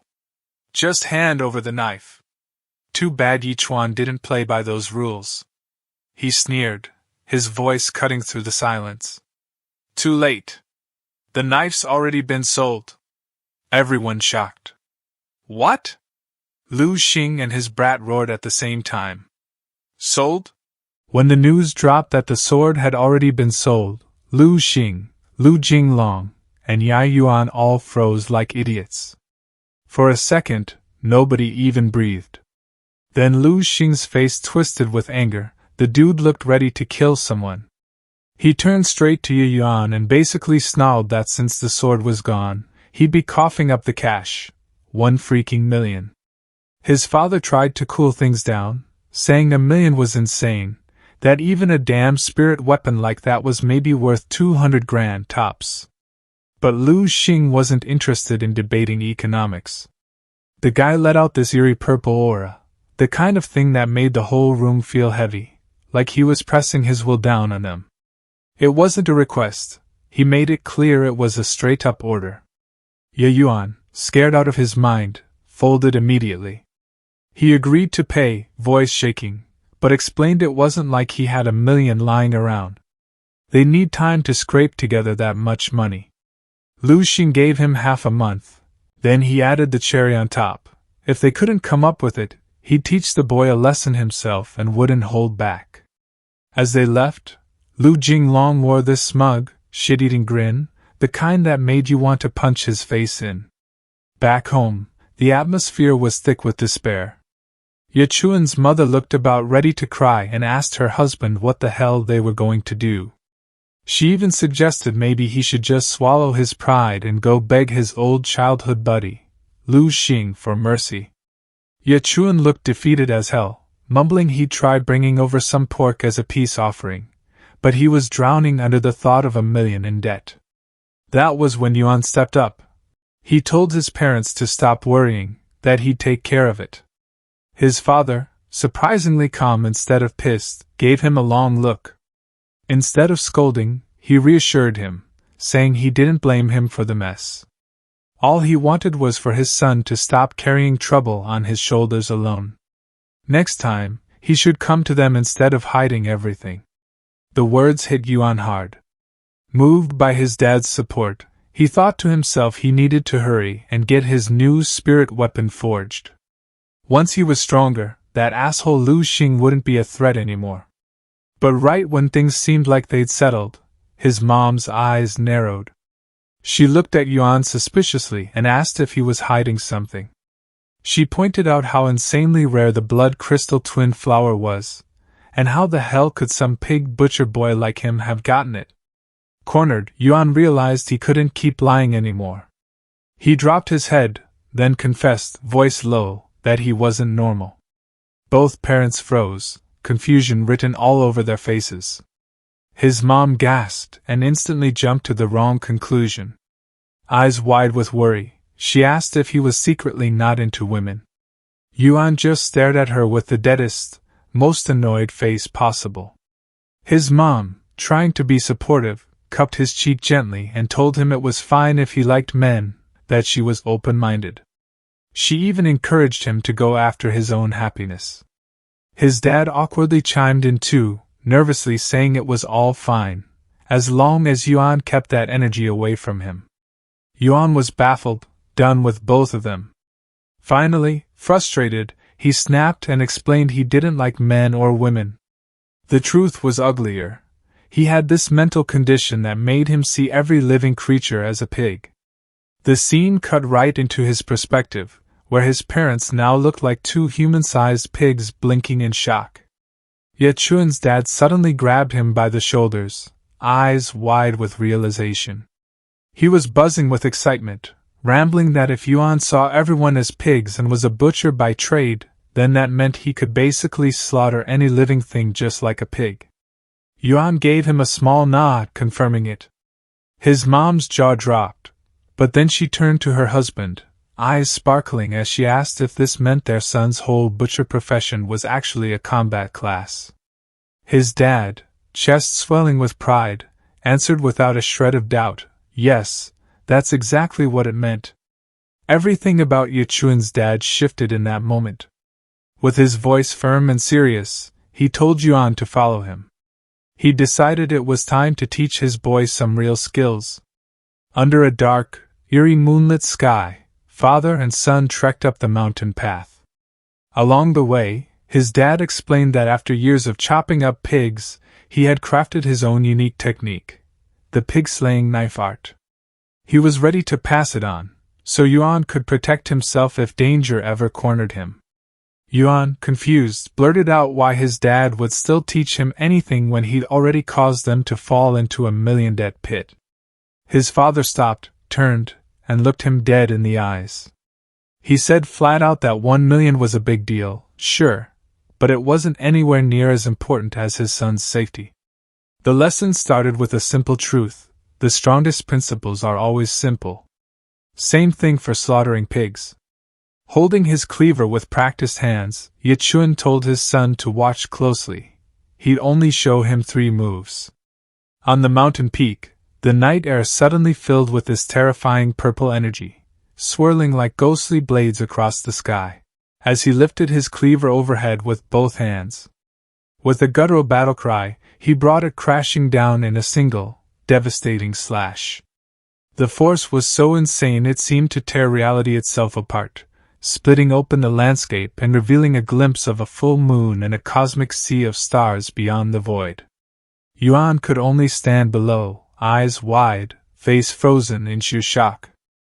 His dad, who he always thought was just some regular pig butcher, had just shown power that didn't even look real. The air still trembled from the attack when the old man turned calmly to his wide-eyed son. Without missing a beat, he told him the name of the move he'd just witnessed, the first knife, star. Before Yuan could even process that, Yichun casually announced the second move. The guy didn't hesitate. He leapt into the air, cleaver in hand, the blade glowing with this wild cyan light. He spun in a smooth, powerful motion, and an enormous horizontal slash of energy ripped out, so massive it looked like it literally split the damn moon hanging in the cosmic void. Yuan just froze, staring like an idiot, because, come on, how the hell was that even possible? He finally shouted at his dad, demanding an explanation.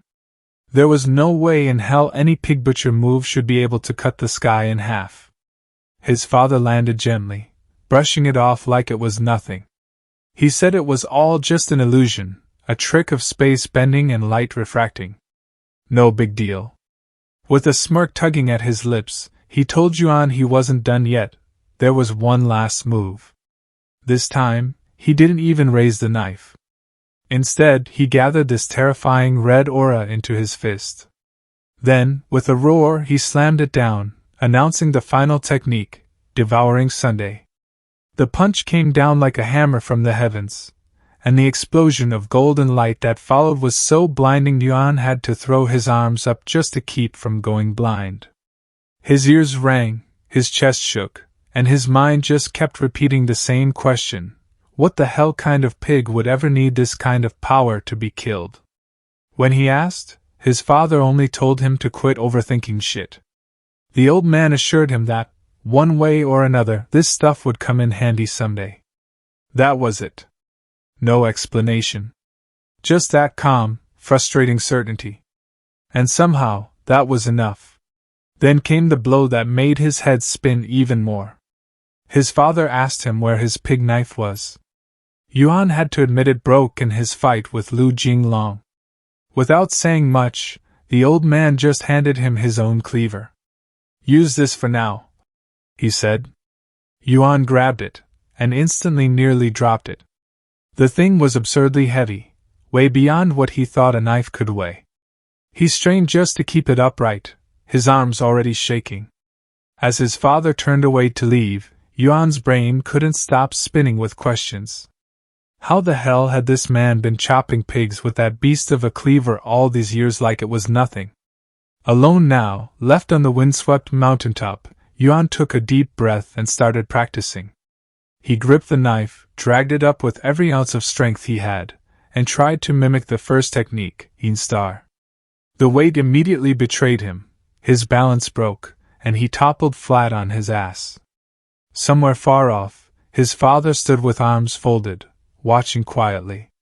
The old man's thoughts stayed hidden, but they carried weight. One day, when that silly kid finally breaks into the legendary Fun Huang realm, these 3 simple butcher moves will be strong enough to kill gods themselves. Each one trained through the night on the lonely mountaintop. his arms burning as he swung the heavy cleaver again and again. Each strike came with a sharp shout, sweat pouring down his face until his body was trembling with exhaustion. By dawn, he could barely stand. He dropped onto the grass, chest heaving, every muscle aching from the relentless effort. But the thought of his father's worried face, and the memory of Lu Xing's threats, kept gnawing at him. He couldn't quit. Gritting his teeth, he forced himself upright, still gripping the weapon. With one last desperate roar, he called out the name of the technique, Yin-Star. This time, something changed. Energy burst out of him in a blazing wave. The ground split apart, rocks shattered, and the shockwave rippled so far it startled birds nesting on a distant peak. Panting, each one stood surrounded by a faint blue glow. Exhausted, yes, but victorious. A smile crept across his face as he stared at the massive scar carved into the mountaintop. A glowing system notification confirmed what he already felt in his bones. He had advanced to 9th rank apprentice. His strength, agility, and spirit all soared to 55. His blood shadow butcher skill had leveled up. And most importantly, he had finally mastered his father's powerful move, Yin-Star. The scene shifted to a hospital, where monitors beeped steadily. Yan lay unconscious on the bed, completely drained from his insane training spree. In an office nearby, his mother sat across from a doctor, the same psychiatrist from the beginning, her face tight with worry. She asked if her son was all right, and the doctor reassured her with a calm voice. Each one wasn't in danger, she explained. He'd simply collapsed from pushing his body far too hard. At that, Yan's mother's expression darkened, fury replacing her worry. Inside, she cursed her husband, Yedawan, blaming him for driving their child to this point. The doctor went on, flipping through her notes. Based on the lactic acid buildup, she said, it looked like the boy had done 1,000 sit-ups, 1,000 push-ups, and 1,000 squats all in one night. And somehow, on top of that, he had run 100 kilometers. Yan's mother stared in disbelief. Was this some kind of joke? No human could do all that in one night. The doctor only shook her head. A normal person couldn't, sure, but in Yan's mental state, she believed it. That was the final straw. Yan's mother shot to her feet, her fury spilling over. She spat out curses at her husband, vowing to beat him so hard he wouldn't recognize his own mother, and stormed out of the office, slamming the door behind her. The doctor, left alone, leaned back in her chair, mulling over what she had just seen. For an ordinary person, that level of exercise would have been lethal. And yet Yan had endured it. A sly smile touched her lips. One-on-one counseling, she thought, might be necessary. But when she went to check on her patient's room, she froze in shock. The bed was empty. He was gone. Out on the street, Yan walked alone. His body still ached, but his mind was clear. He thought back to Yin-Star. The move was devastating, but the stamina cost was too high. It was a technique to save for when there was no other choice. Then another thought lit up his tired eyes. Today was the day. The day he could finally meet Master Taishin and claim his new weapon. He made his way across the city until he stood before a grand old building with a wooden sign that read, Taishin Forging. At the entrance, he steadied himself, ready to meet the famed smith. Inside the forge, a broad-shouldered man with a wild beard hammered away at glowing metal. In Yan's eyes, the figure looked like a towering boar, massive, bristling, and alive with power. The master glanced up with a grunt of recognition. He confirmed the boy's identity, and each one only nodded. The smith explained that the Xia family's steward had already spoken to him, and that he'd worked through the night to finish the order. Still, his gaze lingered on each one with open skepticism. He had heard the boy was nothing more than a butcher. Why would the powerful Xia family pay him so much for forging a blade? The only explanation, he guessed, was that Yan must have saved the family's young miss. As he spoke, he opened a polished wooden box. Inside lay a dark-bladed knife, beautifully crafted and gleaming with menace. Yuan reached out, but the master stopped him with a raised hand. "Not so fast," he warned. His voice was heavy with pride as he described the weapon's quality. It had been forged from thousand-year-old cold iron, making it a high-grade yellow-rank weapon. Yuan stared at the blade, his heart pounding, as the master gave one last, serious warning. The knife wasn't just any weapon, it was said to choose its owner. If each one didn't have the strength, he might not even be able to lift it. Master Taishin had warned him of that. But Yuan, calm and steady, didn't hesitate. He reached into the box, wrapped his hand around the handle, and pulled. To the surprise of everyone watching, especially Taishin, he raised the blade with ease. His eyes sharpened with focus, but inside, he couldn't help comparing it to the massive cleaver his father used. This new weapon felt light in his grip, almost graceful, nothing like the heavy tool he grew up watching at home. In Yuan's vision, Taishin appeared as a sweating, wide-eyed boy staring in disbelief. How could a boy lift something so impossibly heavy like it was nothing? Yuan held the glittering knife steady, turned to the master, and asked simply what it was called. Flustered, Taishin admitted it had no name yet, explaining that since the blade now belonged to Yuan, it was his right to name it. Yuan, impressed by the wealth of the Sha family and the grandeur of their treasures, thought it over for only a moment before deciding. With a straight face and absolute seriousness, he declared the name, the dragon's slaying knife. Taishin was so shocked he spat out his drink, coughing and blinking in disbelief.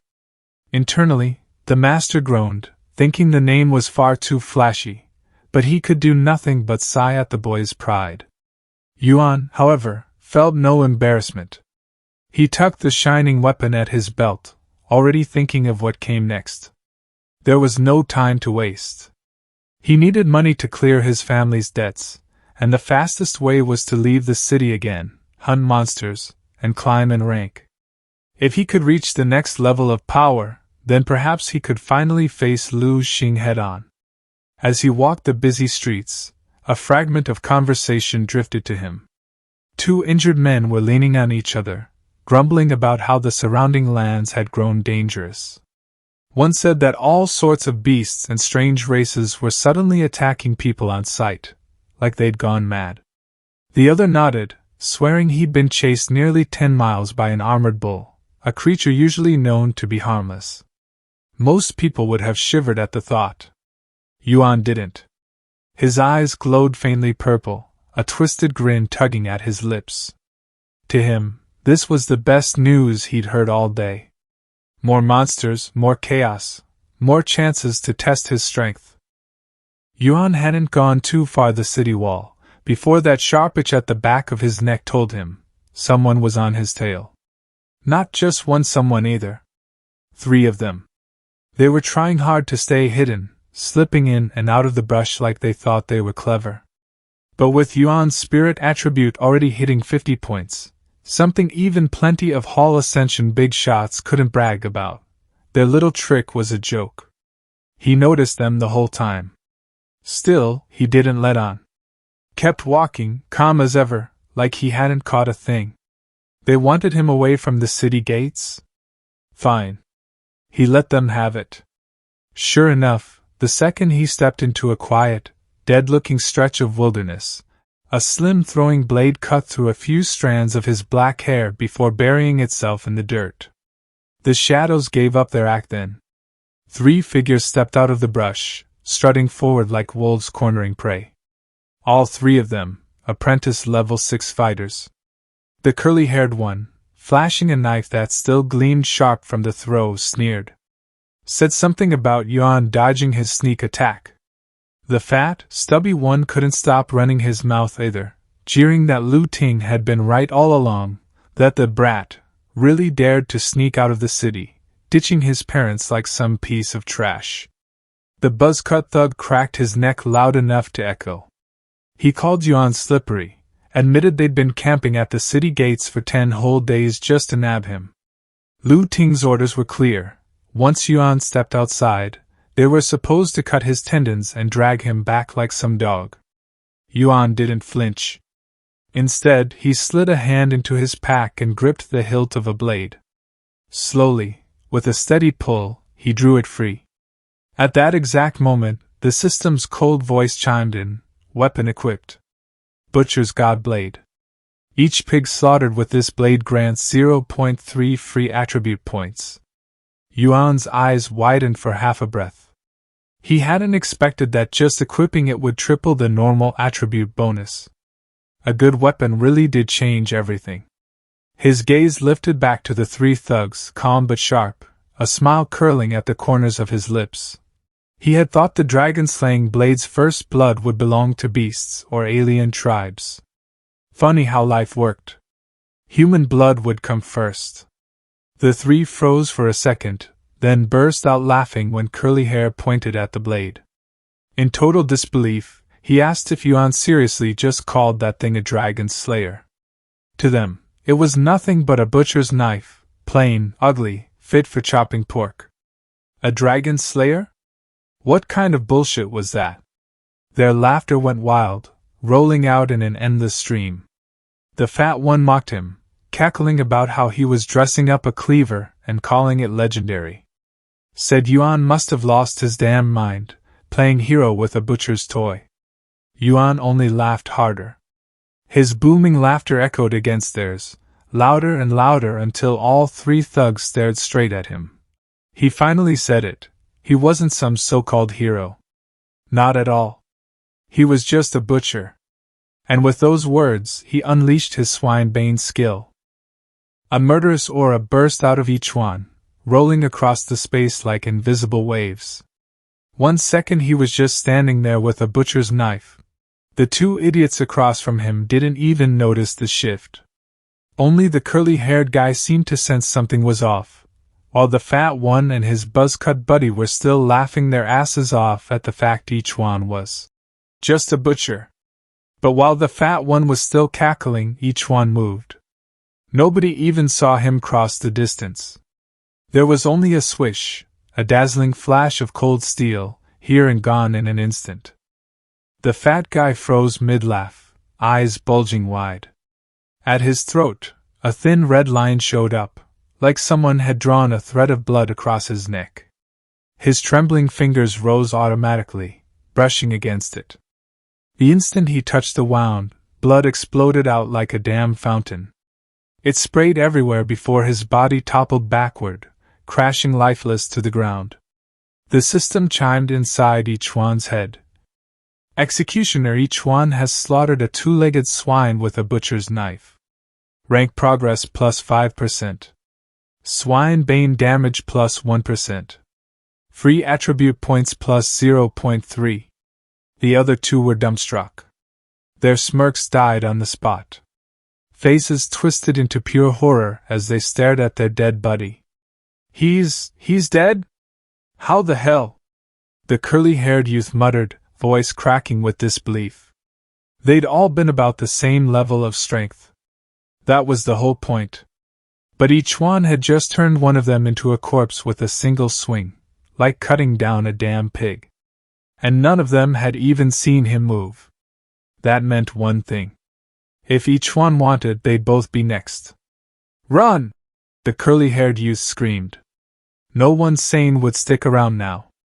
He bolted like his life depended on it, because it did. Shit! The buzzcut one cursed, panic flooding his veins as he realized his partner had left him behind. He wanted to run too, but it was already too late. Each one was right in front of him, blade raised. The knife came down with a smooth, perfect cut. The next moment, his head rolled on the ground. The system chimed again. Executioner, each one has slaughtered a two-legged swine with a butcher's knife. Rank progress plus 5%. Swine bane damage plus 1%. Free attribute points plus 0.3. Now only the curly-haired kid was left. The dude had completely lost it, running like a mad dog with death snapping at his heels. In his head, each one wasn't even human anymore. He was a monster. And to be fair, the kid was fast enough to earn a reputation for it. But before he could really put distance between them, a butcher's knife whistled through the air and punched straight into his chest. He crumpled to the dirt, already gone. Each one walked over calmly, yanked the blade free, and narrowed his eyes.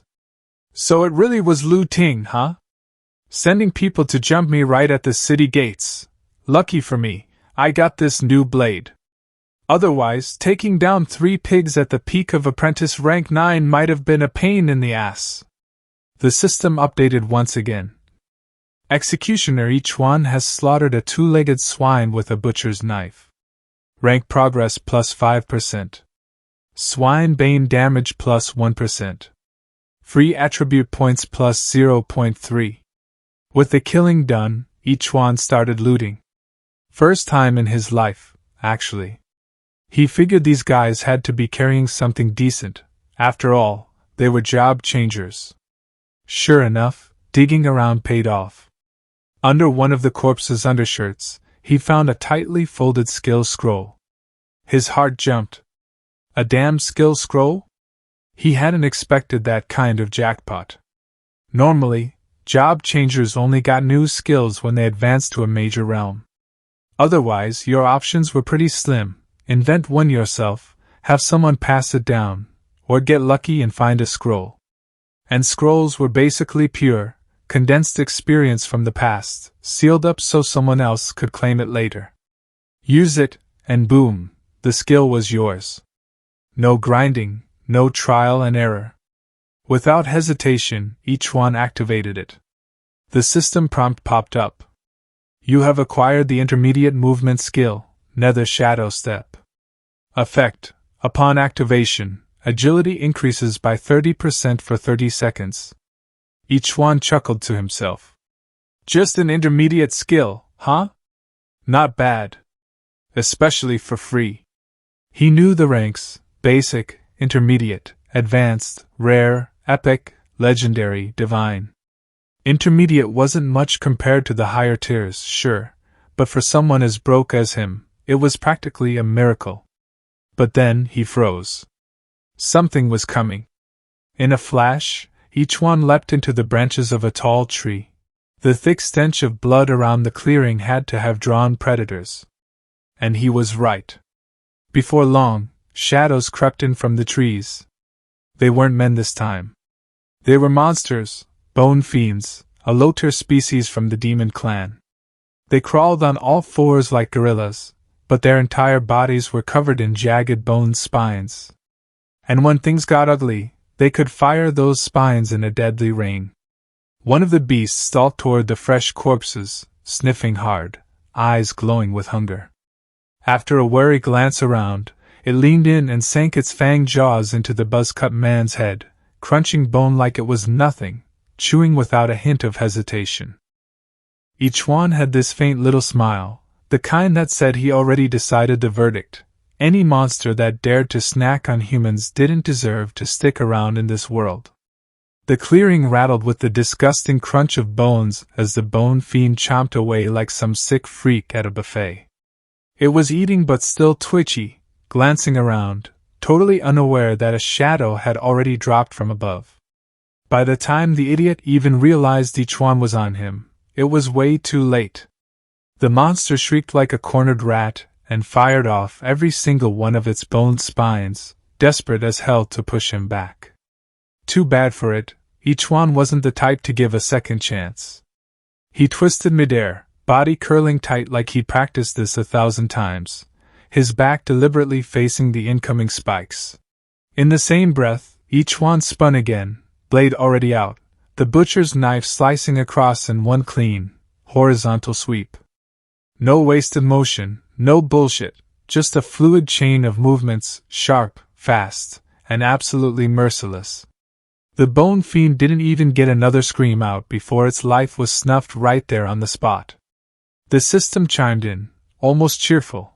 Executioner, each one has slaughtered a special swine with a butcher's knife. Rank progress plus 5%. Swine bane damage plus 1%. Free attribute points gained plus 0.1. Each one tilted his head, eyeing the cluster of bone spines still sticking out of his armor. Instead of being pissed, he smirked. Felt to him like a free acupuncture session, though with spines instead of needles. Not bad, he muttered to himself.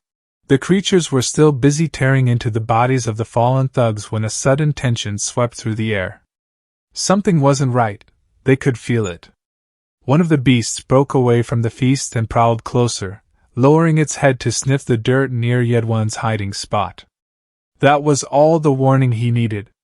Without hesitation, he tightened his grip on his dragon-slaying knife, muscles coiling like springs, ready to strike. The moment the creature lunged, Yedwan exploded into motion, faster than the monster could even react. In a blur, his blade flashed, slicing clean through the beast's midsection. The creature collapsed in two twitching halves, and a bright system notification blinked before his eyes, confirming the kill.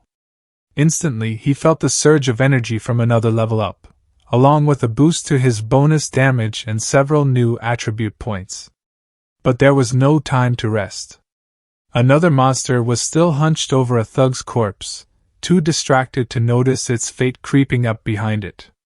With a sharp inhale, Yedwan stepped forward and brought his knife down in a brutal vertical slash.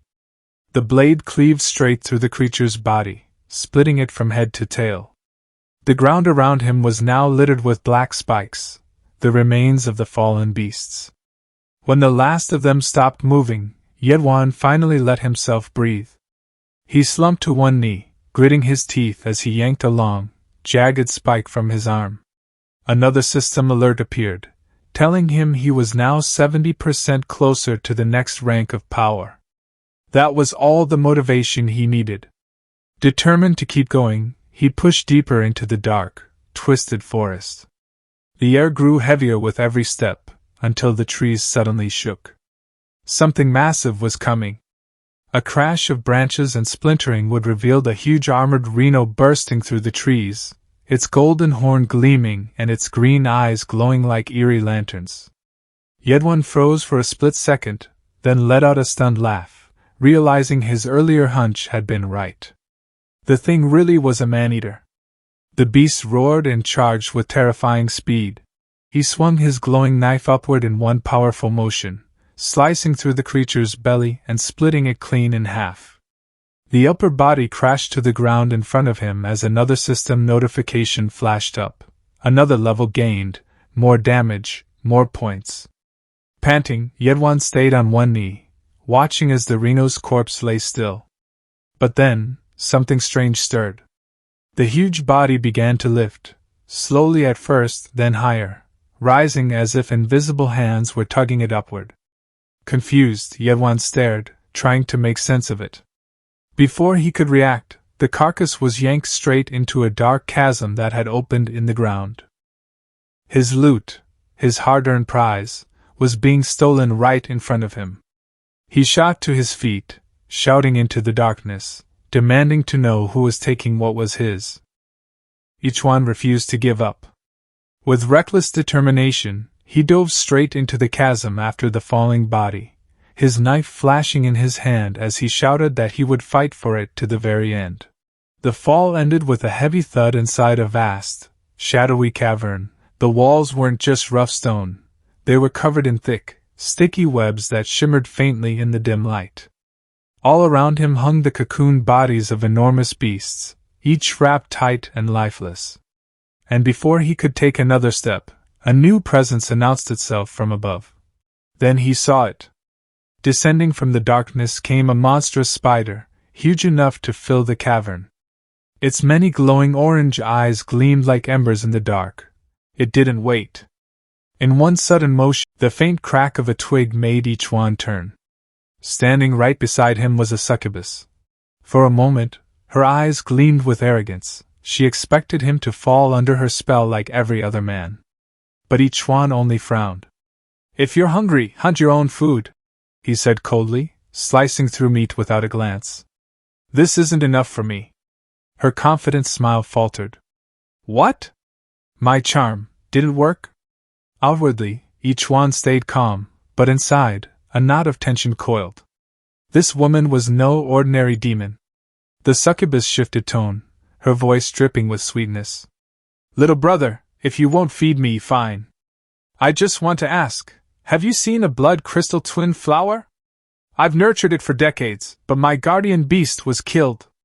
Do you know who did it? Ichuan almost choked. Damn it, wasn't that me? He forced a smile, waving his hands quickly. Not me! Definitely not me! She stepped closer, her gaze suspicious and cold. All right. I remember now. Some human named Lewin dug it up. Killed your little snake too. I told him not to, but he wouldn't listen. The succubus lips curled. I see. Then I'll find him, and get my revenge. She turned to leave, but halfway through, she spun around, fury igniting. Did you think I'm stupid? You said those exact words when I found the flower. Ichuan blocked her strike with his blade, shouting. So you knew it was me all along? Why make me lie? She paused, then screamed. Damn it, you're right! The air burned red as her power surged. Ichuan was lifted off the ground. Tell me where my flower is, or I'll crush you to dust. Ichuan's eyes flashed as he used this blood shadow butcher skill. In an instant, the succubus froze, every muscle locked.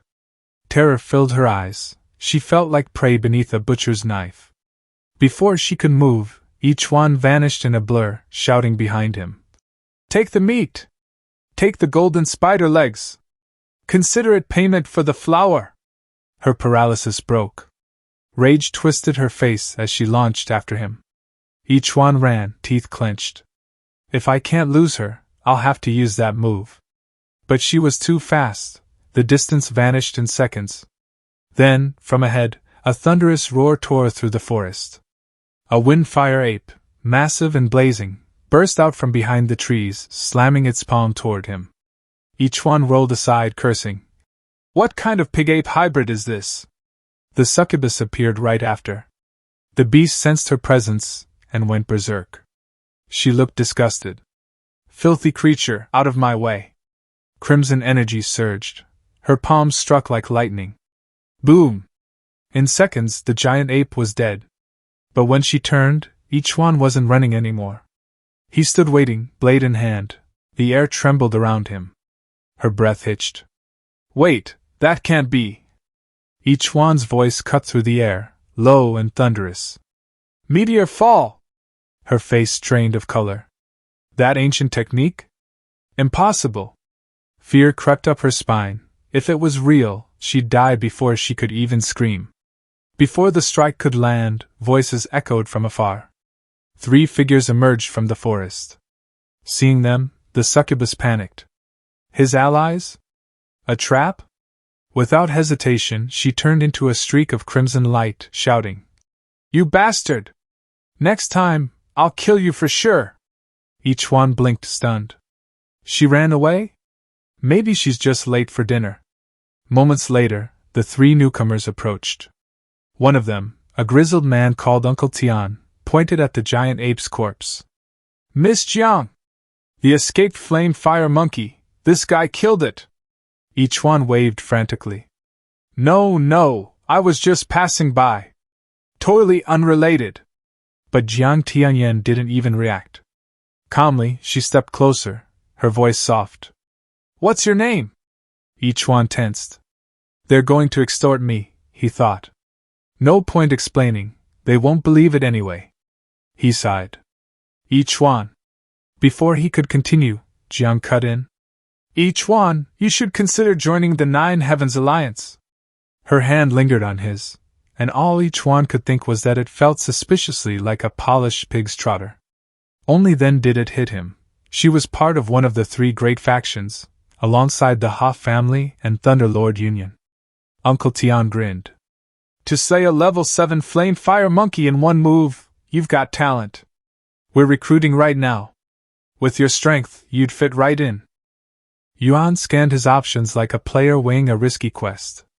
The succubus he just tangled with was frighteningly powerful, and he knew she might come back for revenge. Having the 9 Heavens Alliance at his back suddenly felt sensible.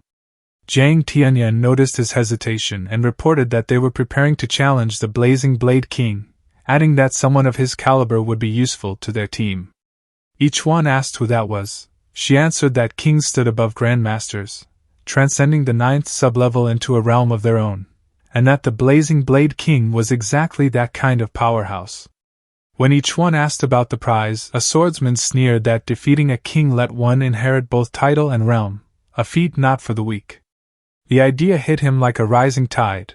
If he beat a king, he'd shoot straight into legend. He agreed to join the 9 Heavens Alliance, and Jiang Tianyan brightened, saying their team was one member closer to victory. The swordsman scowled quietly, thinking his lady naive. Each one watched Uncle Tian working the dead flame fire monkey and asked if they were skinning it. Jiang Tianyan explained they needed the monkey's hide to craft fireproof armor capable of withstanding the Blazing Blade King's domain. The beast had broken free after capture, she added, which is why the hide was crucial. Each one offered to do the skinning. Uncle Tian asked if he knew how. He said he did. In minutes, the dragon-slaying blade flashed and a perfect strip of hide was removed and packed neatly. The group was stunned. One of them reported that watching him was like watching a professional butcher. Jiang Tianyan admitted she was impressed. They decided to return to Tonin immediately. Uncle Tian hoisted the hide and declared that once the armor was forged, they'd have the edge to claim a king's inheritance. At that moment 3 figures blocked their path. Jiang Tianyan's face shifted when she saw the insignia. They were from the Thunderlord Union. The leading man smiled and asked, politely but not kindly, whether she would hand over the flame fire monkey hide to them. Jiang Xian's eyes narrowed. They had known about their mission all along. This was an ambush. Lei Gang only laughed. He spun the daggers in his hands. You already know what happens if you refuse, he warned. The threat made Qianli snap. He raised his massive hammer and barked. Try me! My hammer doesn't miss! But before the clash could erupt, Jiawan, who had been silent behind them, suddenly stepped forward. He suggested taking the pelt back to call for reinforcements. Without suspicion, Qianli tossed it over, only for each one to dash forward and catch it midair. Jiawan's voice rose sharply.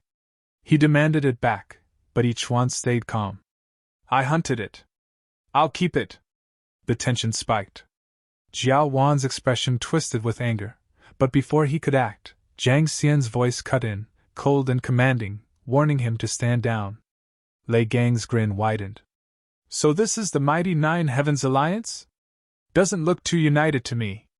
That was when Jiang Xian noticed it, the strange gleam in Jiawan's eyes. His focus wasn't on the enemy at all, it was on the pelt. Her heart sank. She shouted, accusing him of betrayal. Caught off guard, Jiawan stammered, trying to push the blame onto each one. But Jiang Xian was firm. Just by looking at each one, she said, she could tell he wasn't the traitorous type. Qianli's fury erupted. He roared, Traitor! And swung his massive hammer. Exposed, Jiawan dropped his act, snarling that he was done taking orders. The Thunder League had promised him a top-grade yellow-tier spirit weapon and high-level skills scrolls if he gave up her location. He just hadn't expected, that brat, to ruin it. As Qianli attacked again, Jiawan dodged effortlessly and moved beside Lei Gang, telling him they'd have to fight their way through.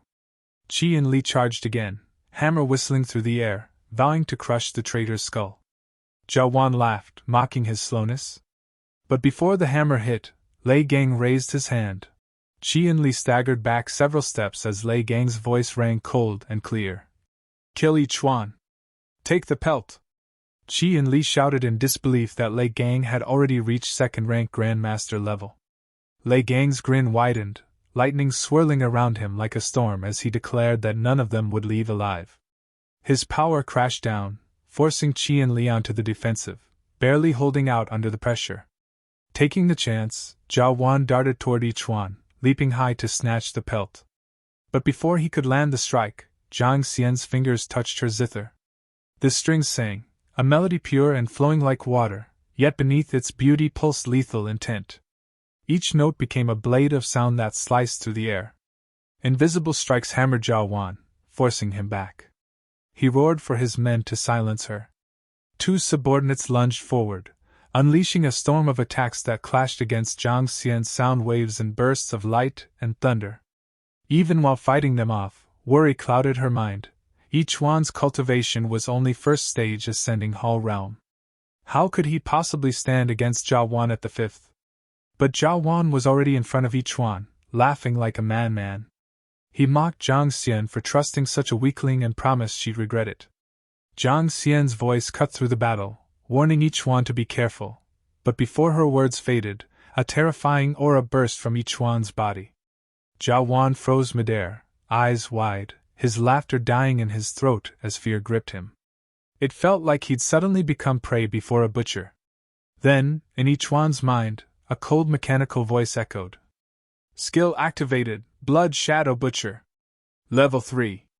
In a flash, his butcher's knife gleamed silver. The blade cut through the air like lightning, and came down straight for Jia Wan. Jia Wan barely managed to block the first strike.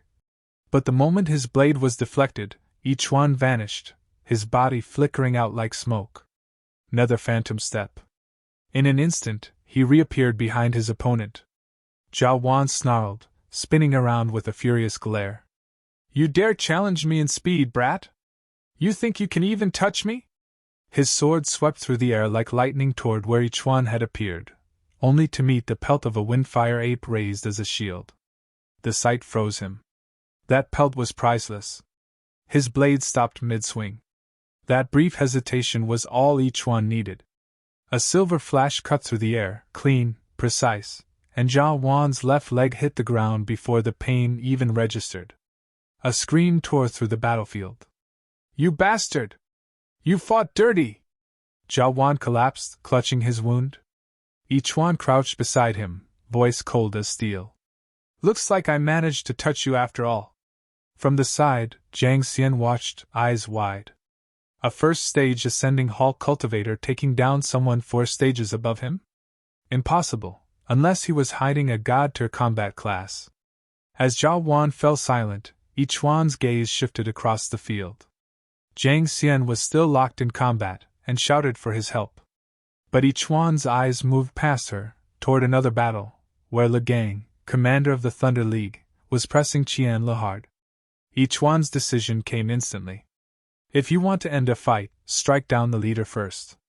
His target was set. The fight between Qian Li and Le Gang had reached its peak, Le Gang dominating, Qian pushed to the edge. Every thunderous strike from Le Gang left Qian's body shaking. If it went on, Qian would lose. Le Gang had trapped Qian in a glittering lightning net, and taunted that the distance of one realm was like heaven and earth, that Qian was no match. He raised his blade and aimed to finish him, saying that Qian should go reunite with his teammates. Completely bound, Qian's limbs stiffened. He knew taking that blow head-on would mean death or ruin. Then a killing intent exploded from behind Le Gang.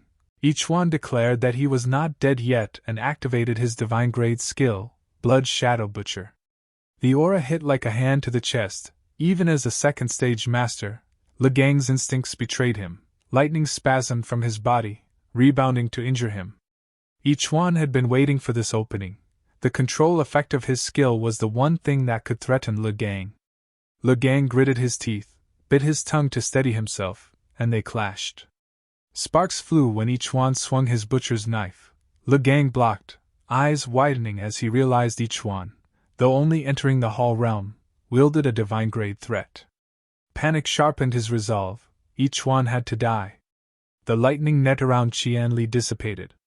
Qian shouted that Ichuan was outmatched and should run, but Le Gang exploded into action, knocking Ichuan's blade aside, then closed with a savage kick that cracked Ichuan's ribs and sent him skidding across the ground. Certain of victory, Le Gang stalked forward, asking disdainfully what level Ichuan thought he was at and insisting a single kick would finish him. Ichuan lay still with a faint upturn to his lips. He had only been feigning unconsciousness. Watching this, Qian Li, battered but refusing to watch the younger man die, gripped his iron hammer and charged like a meteor, determined to save Ichuan at any cost. Le Gang barely blinked. Lightning danced across his blade. As the hammer descended, bolts erupted, swallowing the hammer and lashing Qian with a storm. Qian screamed as the lightning pinned him again, the net locking his body to the ground. Le Gang approached with slow, deliberate steps and murderous intent. Qian warned him that touching Miss Jiang would bring the Nine Heavens Alliance down on him.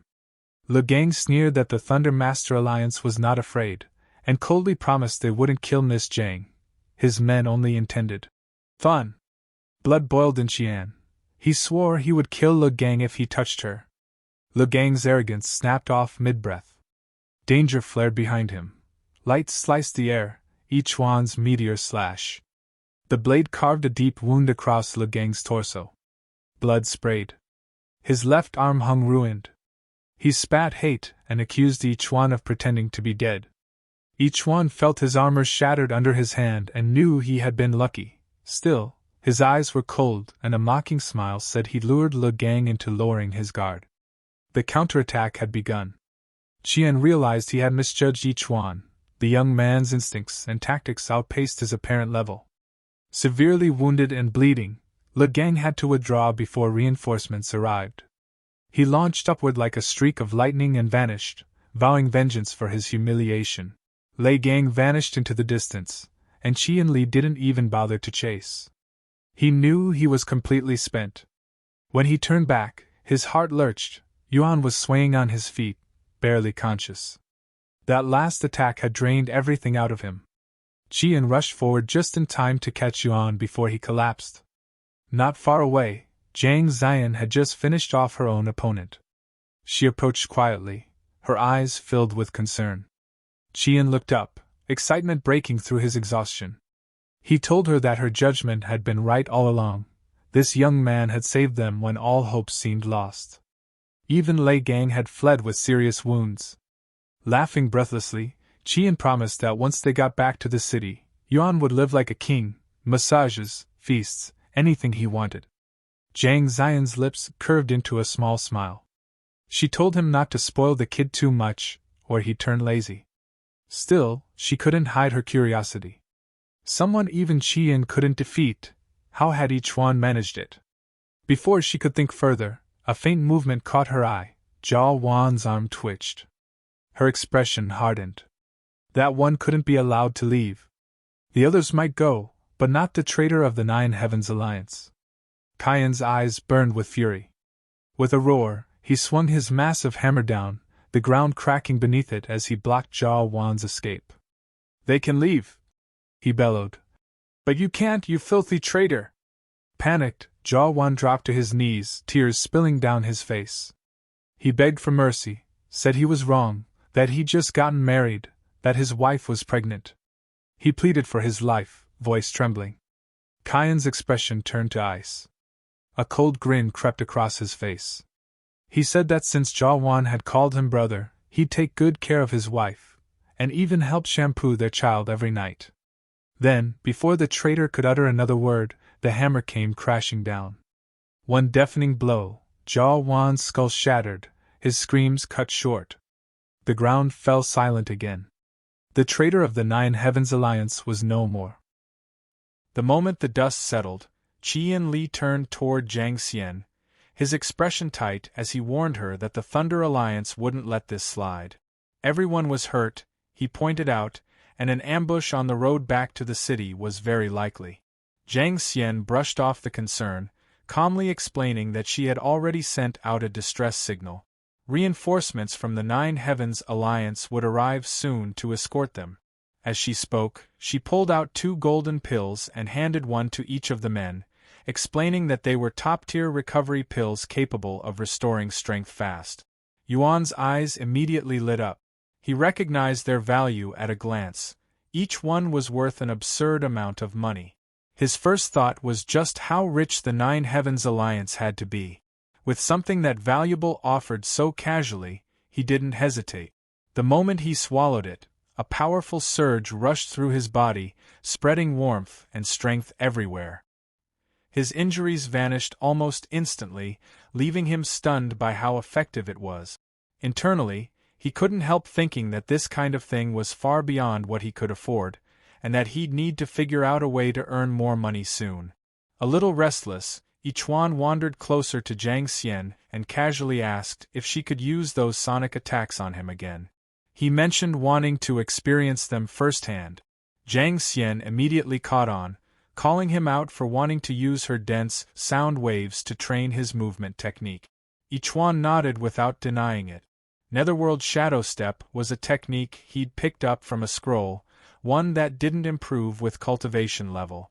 The only way to strengthen it was through constant practice, especially under pressure. Fast, continuous sonic attacks were perfect for that.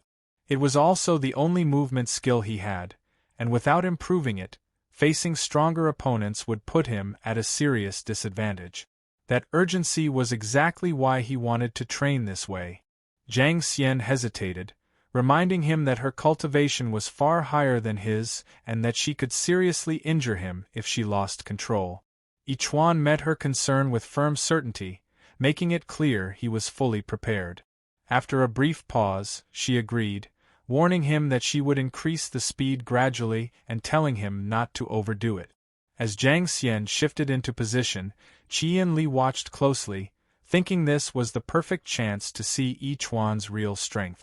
From the earlier fight, he already suspected Ichuan might be hiding a divine rank skill.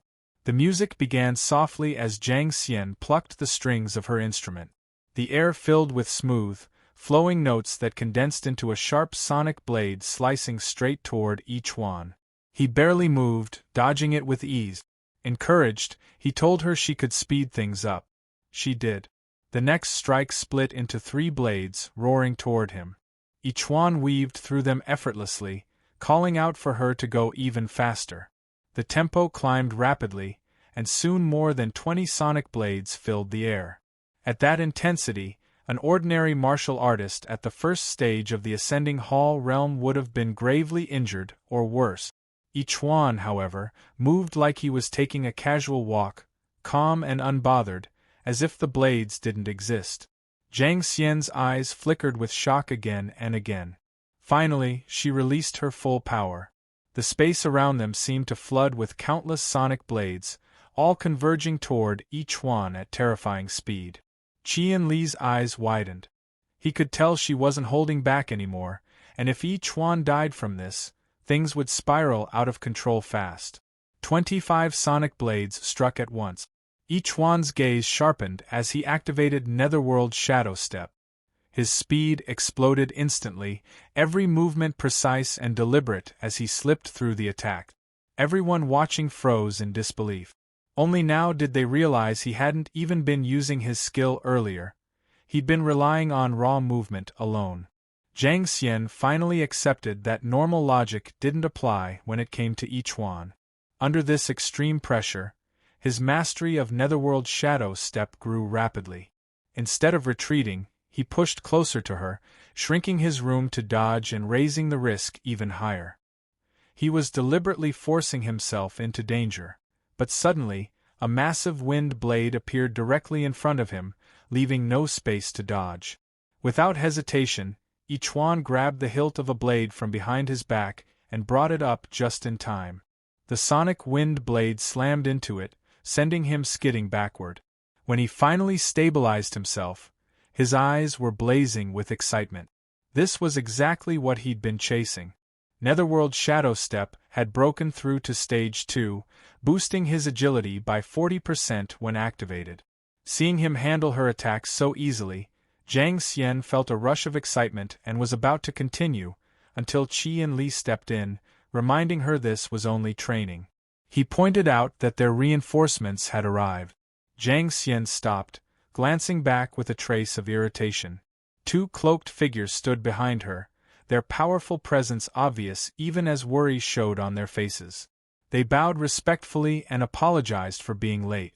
She reined in her frustration, saying it was fine and noting that the Thunder Alliance wouldn't dare cause trouble anytime soon. It was time to head back to the city. As Qian Li slung his hammer over his shoulder, Jiang Xian turned to Ichuan and invited him to come with them. He declined, explaining that he still had things to take care of. She didn't press for details, only reminding him to be careful and telling him to visit the Nine Heavens Alliance once he returned. She promised to prepare a special gift to officially welcome him. After watching them leave, Ichuan headed straight for the golden-legged spider's lair. He was hoping no one had taken the legs yet, even though the nearby succubus made it risky. The payout was too big to walk away from. When he reached the cave and saw the spider legs still there, relief washed over him.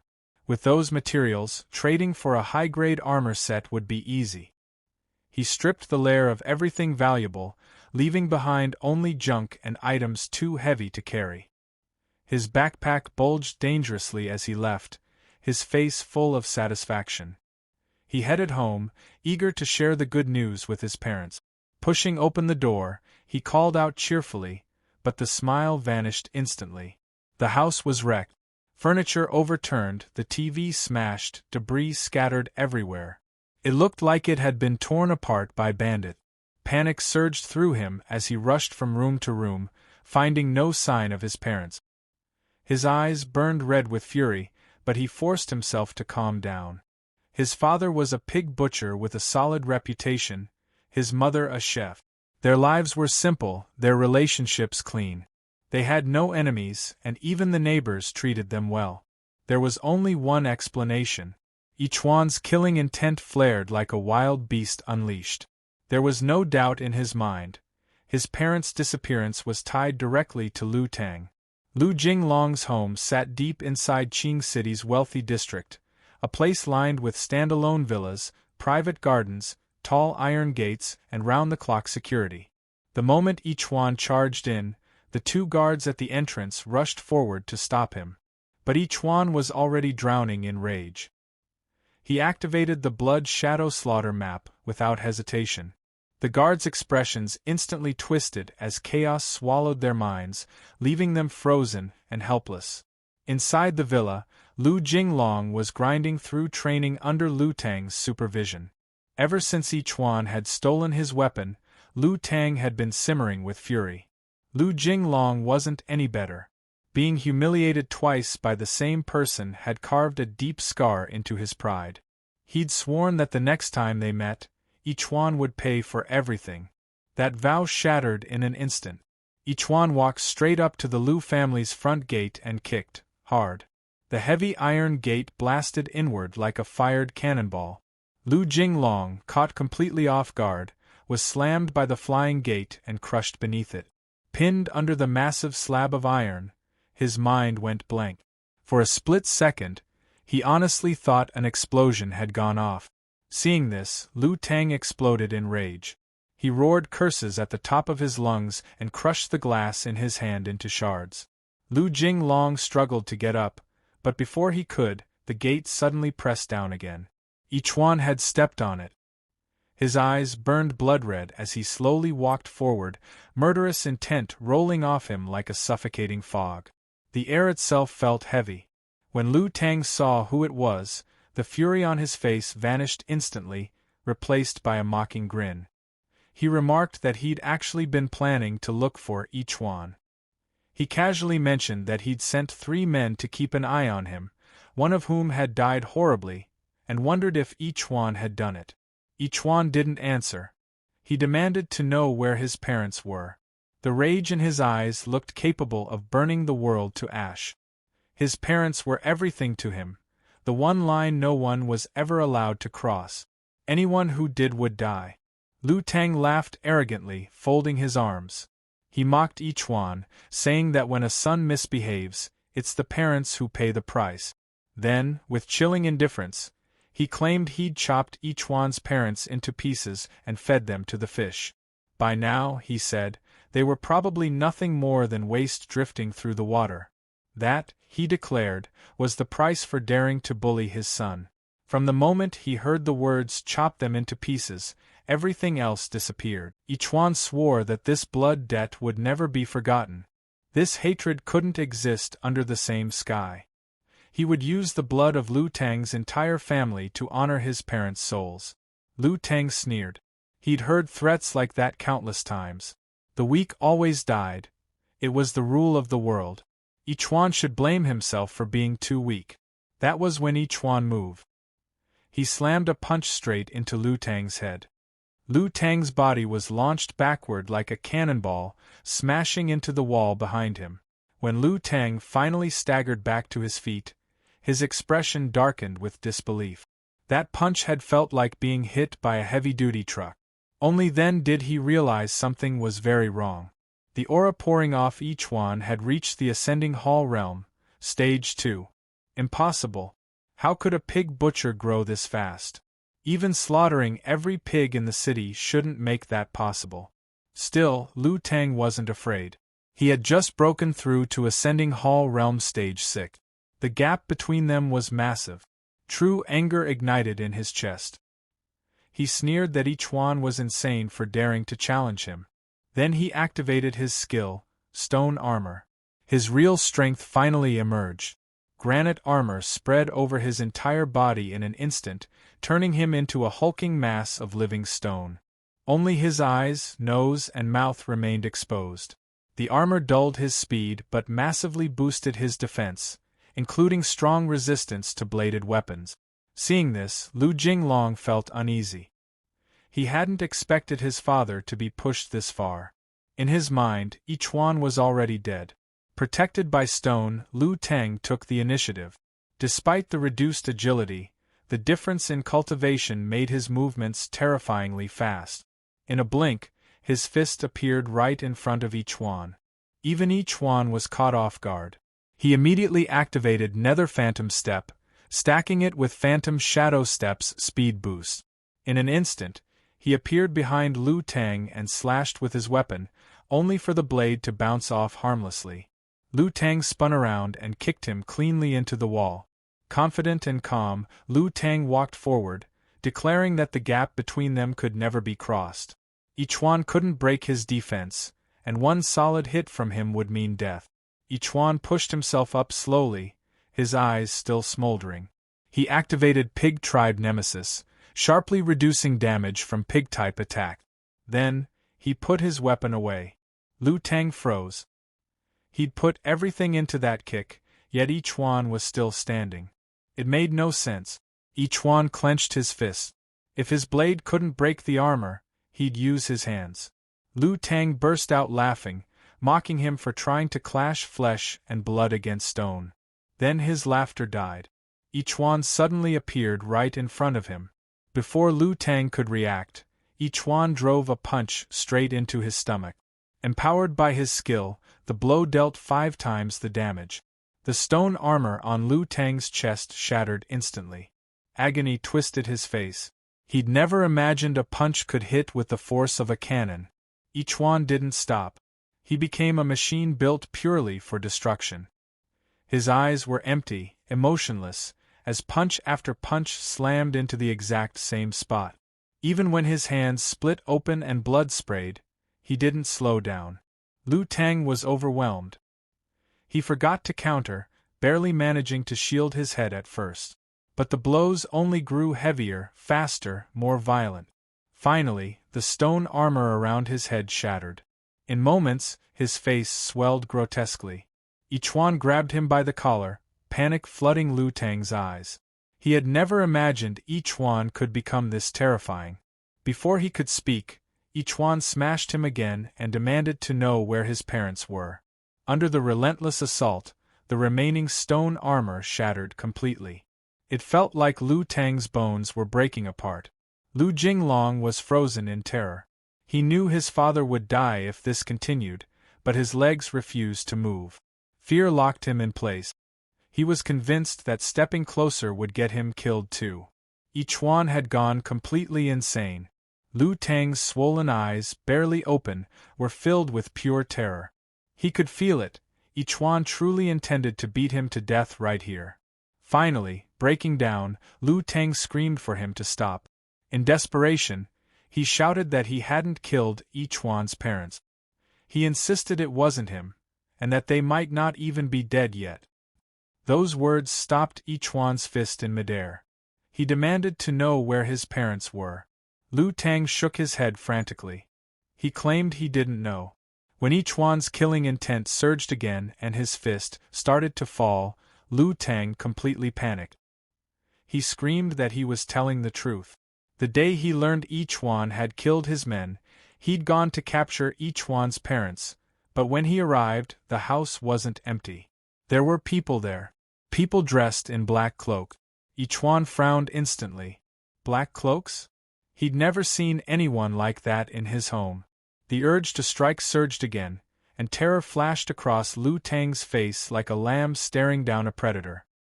He hurriedly explained that he hadn't been able to see them clearly. Their hoods concealed everything, even their gender. But one thing was certain, they were terrifyingly strong. Just the cold aura leaking from them had made it hard for him to breathe. Lu Tang swore that no expert in Qing City came anywhere near that level. It seemed those black-cloaked figures were arguing with Ichwan's parents, though he couldn't hear what was said. He also mentioned a demonic face symbol embroidered on their cloak. When he tried to get closer, one of them noticed him and glanced over once, and that single look knocked him unconscious. When he woke up, the house was empty, leaving only a mess behind. He desperately insisted that none of this had been his doing. Ichwan stared at him, expression unreadable, then coldly asked how he could prove any of it was true. Lu Tang shuddered under that gaze. He said that after waking up, he'd gone inside the house to look around. Crawling over to a pile of scattered clothes, he rummaged through it and pulled out a letter. He claimed he'd found it inside Ichwan's home and thought it might have been left behind by his parents. The sight of the unopened letter made Ichwan's heart tighten. Excitement mixed with fear. He took a slow breath, steadied himself, and opened it. The moment he read the contents, his pupils shrank. The letter spoke gently, explaining that his parents had once believed he would live an ordinary life. That belief shattered the day Ichwan said he could slaughter anything like pigs. That was when they realized fate was mocking them. They could no longer stay by his side.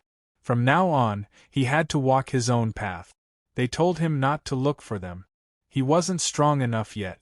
As long as he lived well and found fulfillment, that would be enough. The scene shifted back in time. His father finishing the letter, sighing deeply. His mother embraced him, eyes red from crying, asking if they were being too cruel. His father answered calmly, saying that only by leaving could their child truly spread his wings. He wasn't an eagle, he was a dragon. If Ichwan wanted to climb to the peak of the world, he would guide him. If he wanted a quiet life, he would shoulder all storms for him. That same letter now rested in Ichwan's trembling hands. The handwriting was unmistakable. The them mentioned in the letter could only be the black-cloaked figures Lu Tang had described. Questions tangled endlessly in Ichwan's mind. Who were they, and why did his parents have to leave even knowing what he was capable of? He brushed the dust from his clothes, stood up quietly, and left. The hatred between him and the Lu family had crossed the point of no return, but killing someone openly inside the city would only invite endless trouble. Behind him, Lu Tang collapsed to the ground, gasping for breath. Death had never felt so close. He couldn't understand how a mere butcher could possess such terrifying strength. Lu Jinglong rushed over, swearing vengeance, only to be sharply scolded. He wasn't even a match for Ichwan yet. Lu Tang decided he would handle this himself. After making a call, Lu Tang spoke in a painfully humble tone to his cousin. On the other end, Lu Gang lounged comfortably, attendants tending to his wounds. When he heard Ichwan's name, his eyes flashed with killing intent. He touched the scar on his chest and smiled coldly. He'd finally found the brat who injured him. Meanwhile, Ichwan returned home. The house was silent and empty. Though questions still churned endlessly in his mind, he now had two pieces of good news. His parents were alive, and his greatest weaknesses were gone. All he needed now was strength. Once he became powerful enough to defeat those black-cloaked figures, he would see his parents again. After calming himself, Ichwan headed straight for Master Ironheart's forge. The old smith recognized him instantly. The butcher who used a spirit weapon to slaughter pigs had left a deep impression. Ichwan explained he needed help, and when Ironheart joked about forging another pig knife, his attention shifted to the bulging bag on Ichwan's back. Ichwan opened it. Golden spider legs spilled into view. Master Ironheart's eyes went wide with excitement. Even prepared, he was still stunned. These were priceless materials. With them, he could upgrade Ichuan's blade. And in that moment the old smith realized, this kid was anything but ordinary. Ichuan couldn't hide his excitement when he heard that Master Teishin could not only reinforce his knife, but also enchant it. His interest spiked instantly, and he asked what kind of effects the enchantment would bring. Master Teishin stepped forward, took the golden spider leg from Ichuan's hand, and examined it closely. From his point of view, the material was excellent. He explained that the spider leg carried two attributes, metal and poison. He could extract one of them and fuse it into the knife, increasing its damage and adding more combat variety. Ichuan immediately asked why both attributes couldn't be used at the same time. Master Teishin shook his head and warned him not to be greedy. Once the refining process began, only one attribute could remain. Still, since he was in a good mood, he said he'd enchant the knife for free. The choice was simple, metal or poison. After thinking it over, Ichuan chose metal. His reasoning was straightforward. If he ever needed to sell the knife, a golden blade would definitely fetch a higher price. Master Teishin nodded in approval, commenting that Ichuan wasn't foolish at all. He wasted no time and tossed the golden spider leg into the furnace. Instantly, terrifying flames roared to life. The spider leg slowly melted down, turning into a pool of glowing golden liquid. Under Master Teishin's precise control, the liquid wrapped itself around the butcher knife. Then the hammer came down. Strike after strike echoed through the forge. With each blow, the knife changed. Golden patterns gradually surfaced along the blade, growing brighter and more defined until they fully fused into the metal, and said the enchantment was complete. Luck, it seemed, was on Ichuan's side today. Ichuan grinned and thanked him repeatedly. The moment he held the knife, he could feel the difference. The weight had noticeably increased. Curious, he asked what the enchantment actually did. Master Teishin explained that most enchanted weapons activated their effects after a certain number of strikes. Since this one carried the metal attribute, it would likely trigger critical hit. That answer stunned Ichuan. A knife capable of critical strikes, combined with his system, would be terrifying. Certain he'd made the right choice, he immediately began swinging the blade. But aside from slightly stronger attacks, nothing obvious happened. Then the system notification appeared. The butcher knife had been successfully enchanted. After 9 consecutive slashes, the 10th strike would deal 200% damage. Ichuan was genuinely surprised. He hadn't expected the golden spider leg to produce such a powerful effect. He thanked Master Teishin again, promising that if the master ever needed help, he wouldn't refuse. After leaving the forge, Master Teishin watched him go, silently thinking that this was all he could do for him. Ichuan then headed toward the Nine Heavens Alliance. But halfway there, someone suddenly blocked his path. It was Principal Jiao Ming. Both of them were surprised to see each other. Jiao Ming asked what Ichuan was doing here. Ichuan returned the question. The principal frowned slightly, annoyed, and said he was there to recommend students to the Nine Heavens Alliance. Joining the alliance, he pointed out, was a huge honor for any student. Ichuan simply nodded, showing little reaction. Jiao Ming cleared his throat and continued, saying Ichuan shouldn't blame him, but his name wasn't on the recommendation list. After all, Ichuan belonged to a lifestyle profession, not the combat department. The Nine Heavens Alliance had extremely strict standards, so strict that even Shu Lingwen hadn't been accepted. Then he asked why Ichuan had come. Ichuan responded quickly, saying he was training by climbing the mountain while carrying extra weight. He handed over his bag for inspection. When Jiao Ming saw how small and light it was, he looked a little disappointed. He advised Ichuan that running into bottlenecks was normal for lifestyle professions and suggested giving up combat entirely to focus on butchering. Ichuan nodded calmly, saying he understood and would continue slaughtering pigs. Without any intention of continuing the conversation, he walked past. But as they brushed by, The aura coming off each wand sent a sudden chill down Jiao Ming's spine. Unease surged in his chest. He immediately turned around and asked, almost urgently, what level each wand had reached. Each wand replied casually that he was probably at the first stage of the entry hall realm. That answer shocked Jiao Ming. Entry hall realm, first stage, after just a few days? Even Xu Lingwen, the most talented student, was only at apprentice level 9.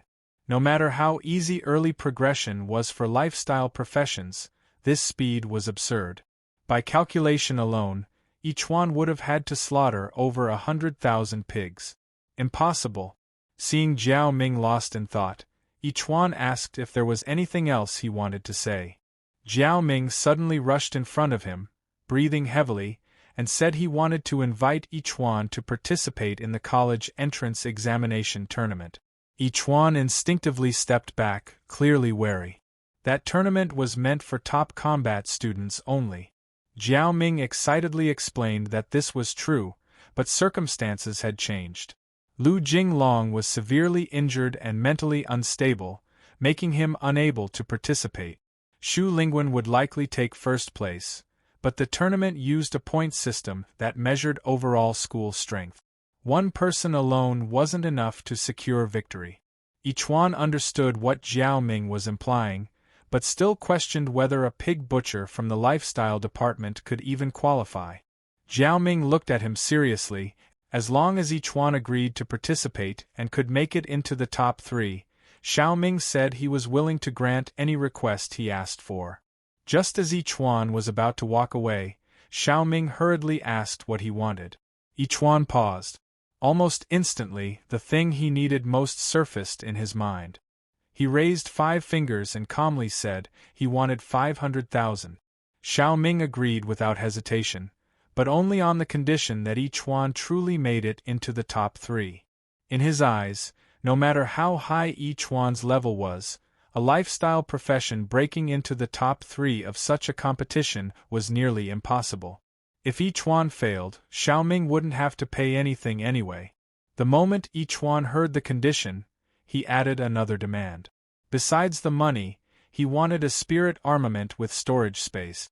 From his perspective, just being able to carry more beast materials out of the city would already be insanely profitable.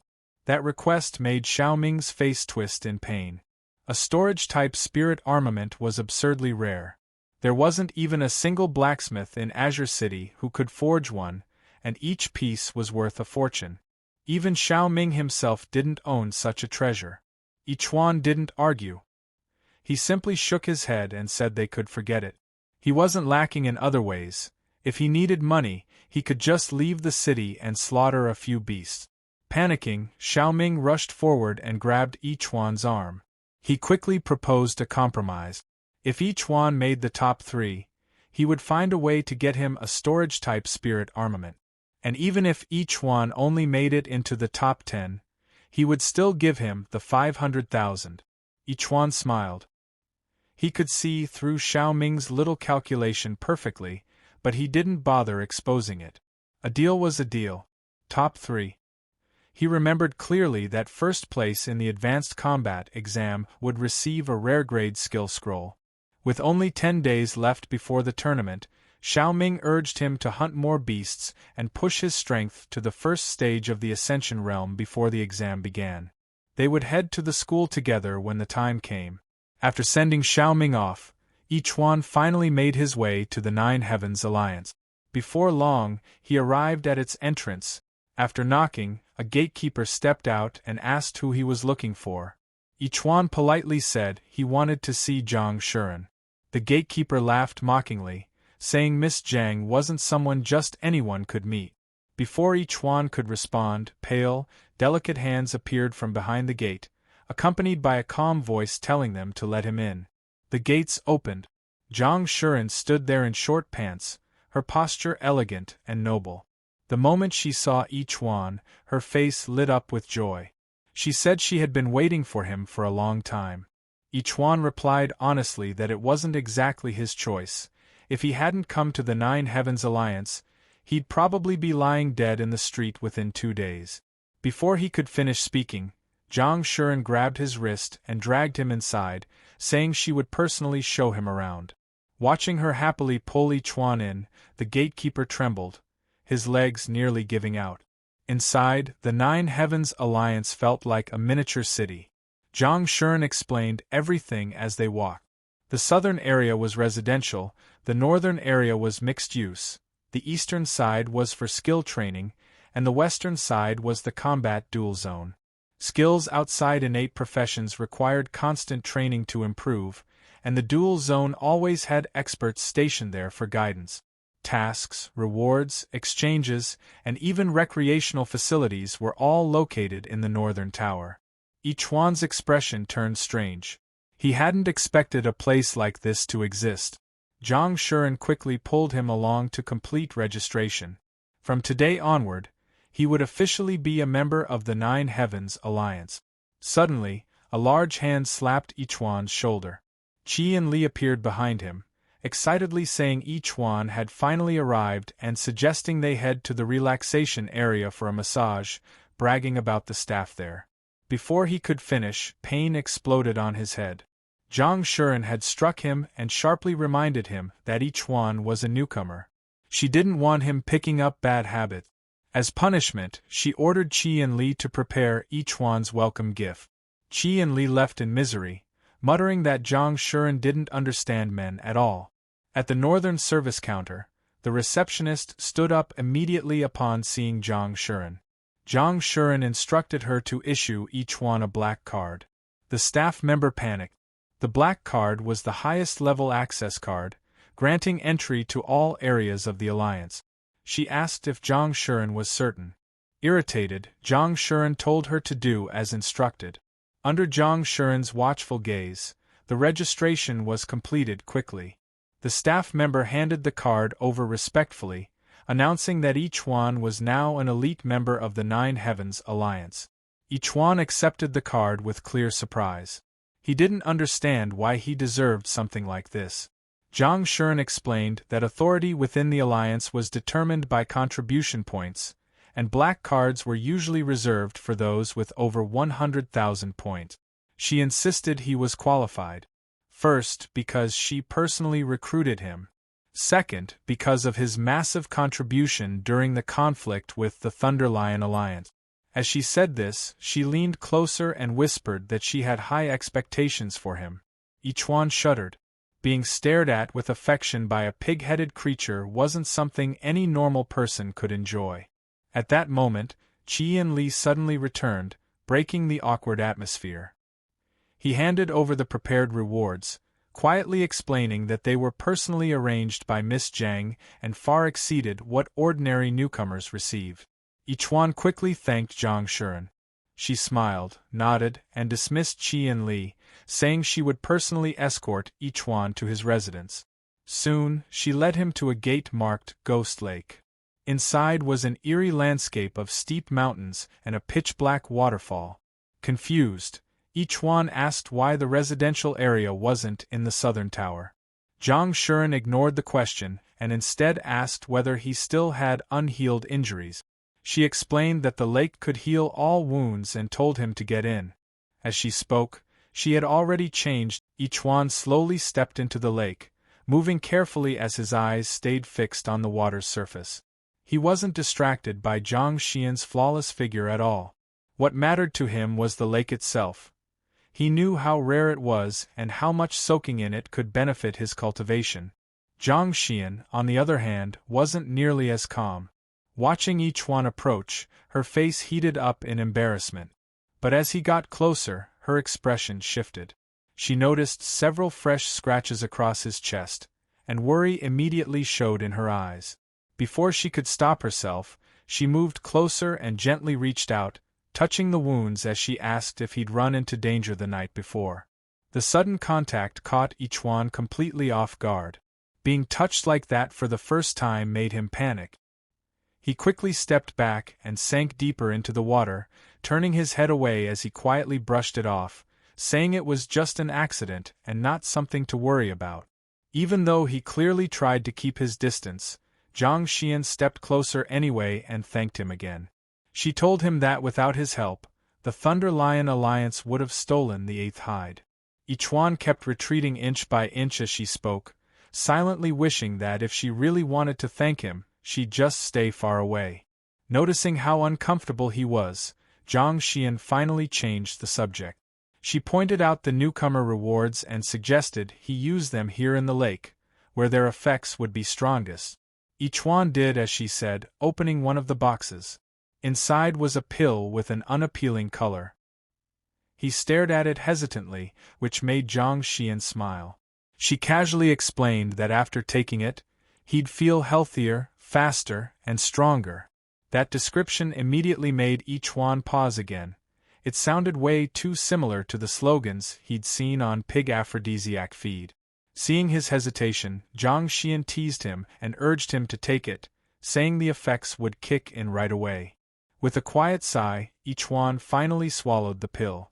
To his surprise, it tasted like chocolate and was actually pretty good. But less than 2 seconds later, his body froze. A massive surge of power exploded inside him. His injuries vanished completely. Zhang Xian stared in shock. She hadn't expected such an intense reaction.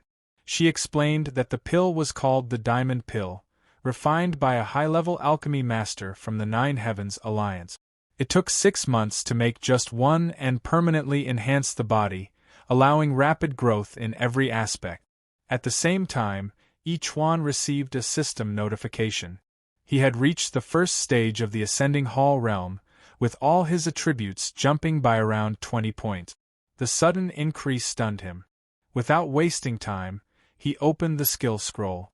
Golden light wrapped around his body as the knowledge engraved itself directly into his mind. The system announced that he'd learned a high-level passive skill, Golden Bell Shield, which could block one fatal attack before entering a long cooldown. Curious, Ichuan activated the skill. A glowing golden layer appeared around him, covered in strange ancient symbols. Seeing this, Zhang Xian smiled in satisfaction. Ichuan, feeling awkward under her gaze, admitted that he didn't know how he could ever repay her generosity. Leaning against the lake's edge, Zhang Xian revealed her intentions. She explained that it would take a month to craft fire-resistant armor from the ape's hide and hoped that after that, Ichuan would join them in challenging the Blazing Flame Demon King. With his help, she believed the expedition would succeed. Ichuan didn't agree right away. Instead, he asked about their chances. Zhang Xian answered honestly, less than 10%. The number made Ichuan uneasy. To him, that sounded like a suicide mission. He couldn't understand why someone like her, the daughter of the Nine Heavens Alliance Master, would take such a risk. Zhang Xian sighed and admitted that was exactly why she had to go. She didn't want to live under her father's shadow anymore. She felt trapped by expectations and desperate to prove herself. Ever since she was young, her family had looked down on her, seeing her as weak and unworthy simply because she was a daughter. Ichuan finally understood her determination.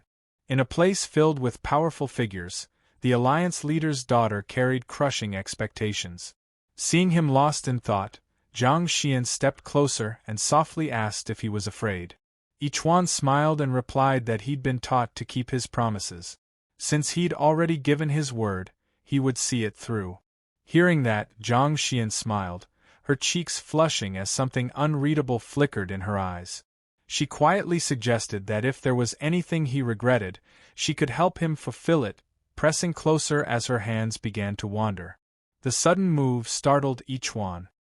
He immediately stood up and pushed her away, his expression firm as he stepped out of the lake. He told her he couldn't die there, not when he still had something far more important to accomplish. Zhang Xian was left stunned and disappointed. She hadn't expected such a blunt rejection, especially from someone so young.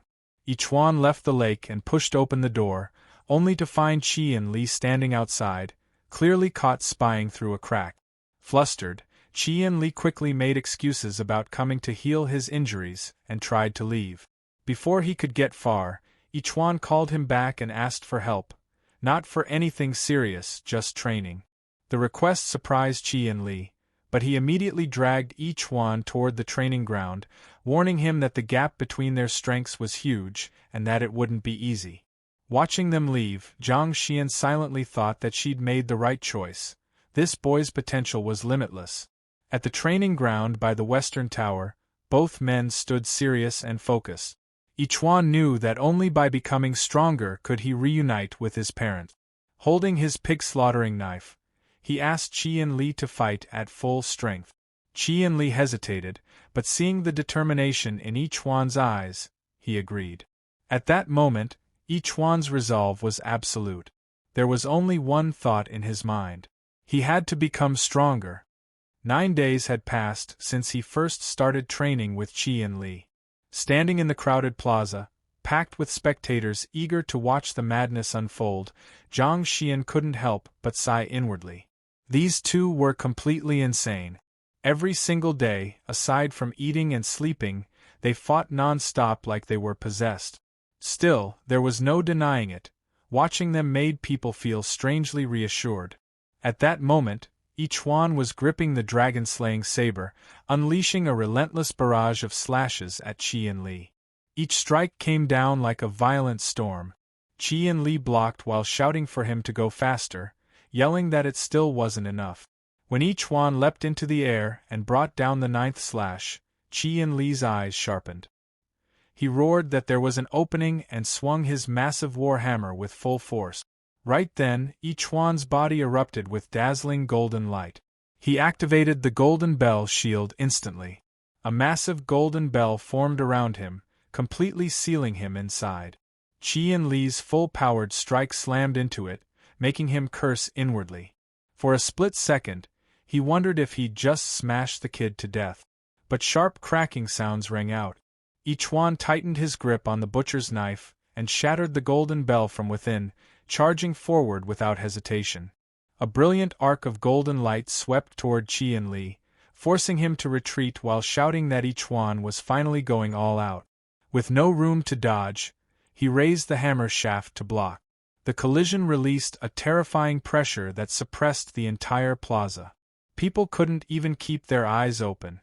The crowd erupted in shock, stunned by the sheer power on display. Some whispered that Ichuan was just a freshman and couldn't believe he'd reached this level in only a few days. Ichuan's slash tore through the ground beneath Qian Li's feet, carving a deep gash into the stone. When the dust and golden light finally settled, Qian Li's warhammer, his prized spiritual weapon, famous for its durability, let out a dry cracking sound before snapping cleanly in half. Qian Li stared at it in heartbreak before loudly praising Ichuan and declaring the fight over, joking bitterly that Ichuan now owed him a new weapon. Ichuan instantly reverted to his harmless, well-behaved look, scratching his head and apologizing awkwardly, saying he didn't have any money to compensate him right now. Before Qian Li could complain further, Zhang Xian's voice rang out from the crowd, telling them both to stop fighting and come eat. Carrying a lunchbox, she walked forward, instantly silencing the plaza as countless eyes locked onto her. Seeing Zhang Xian arrive, Qian Li immediately put on a tragic expression, tears nearly forming as he complained that he'd sacrificed a top-grade spiritual weapon just to train Ichuan. Zhang Xian waved it off with a gentle smile, saying she'd take him to the weapons storage later and let him choose another one. For now, she told them to eat. When the dishes were laid out, both men froze. The food looked absurdly tempting. As they ate, Zhang Xian quietly observed Ichuan, noting how much stronger he'd become again. She couldn't help thinking that maybe the plan to conquer the blazing fire really did have hope. Mid-meal, Ichuan casually mentioned that he'd be leaving the next day for a short while. Both Zhang Xian and Qian Li froze and immediately asked where he was going. Ichuan tried to answer but choked on his food, nearly dying on the spot before pounding his chest and reassuring them that it was nothing serious. He explained that he'd agreed to return to school for an exam and would be back in a few days. Qian Li suddenly grabbed his hand, looking genuinely reluctant.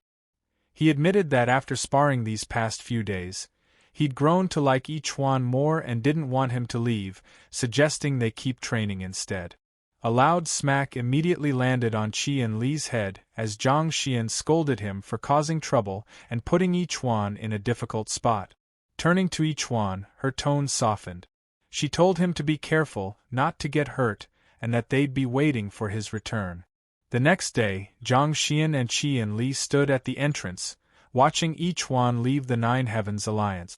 As his figure disappeared into the distance, Qi and Li quietly admitted that he really liked the kid and believed his strength was worthy of recognition. He asked whether Yichuan should be brought to that place. Zhang Xian's expression turned serious. She replied that only if Yichuan could survive and return from Burning Heaven Valley would his strength be enough to qualify. The scene shifted. Yichuan now stood before the school gates. Suddenly, the examinees turned toward the distance, shouting excitedly that Shu Lingguan had arrived. She approached step by step, movements light and graceful, carrying her familiar calm presence. She spotted Yichuan squatting in a corner, lost in thought. Confusion filled her expression as she wondered why he was here too. A female student followed her gaze, noticed Yichuan, and immediately pointed at him, loudly accusing him of trying to pull tricks to get close to Shu Lingguan again.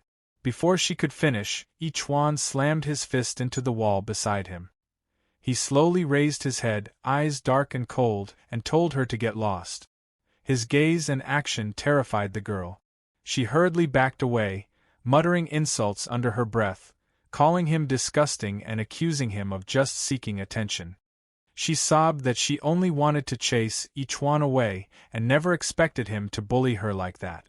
Shu Lingguan gently shook her head, disappointment heavy in her eyes.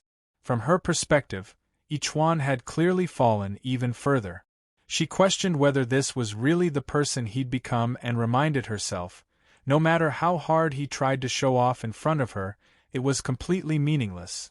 The moment her words ended, several streaks of sword light shot out like lightning. They struck the very pillar Yichuan had just punched. In an instant, the column shattered into several clean pieces. Yichuan felt a wave of irritation rise in his chest.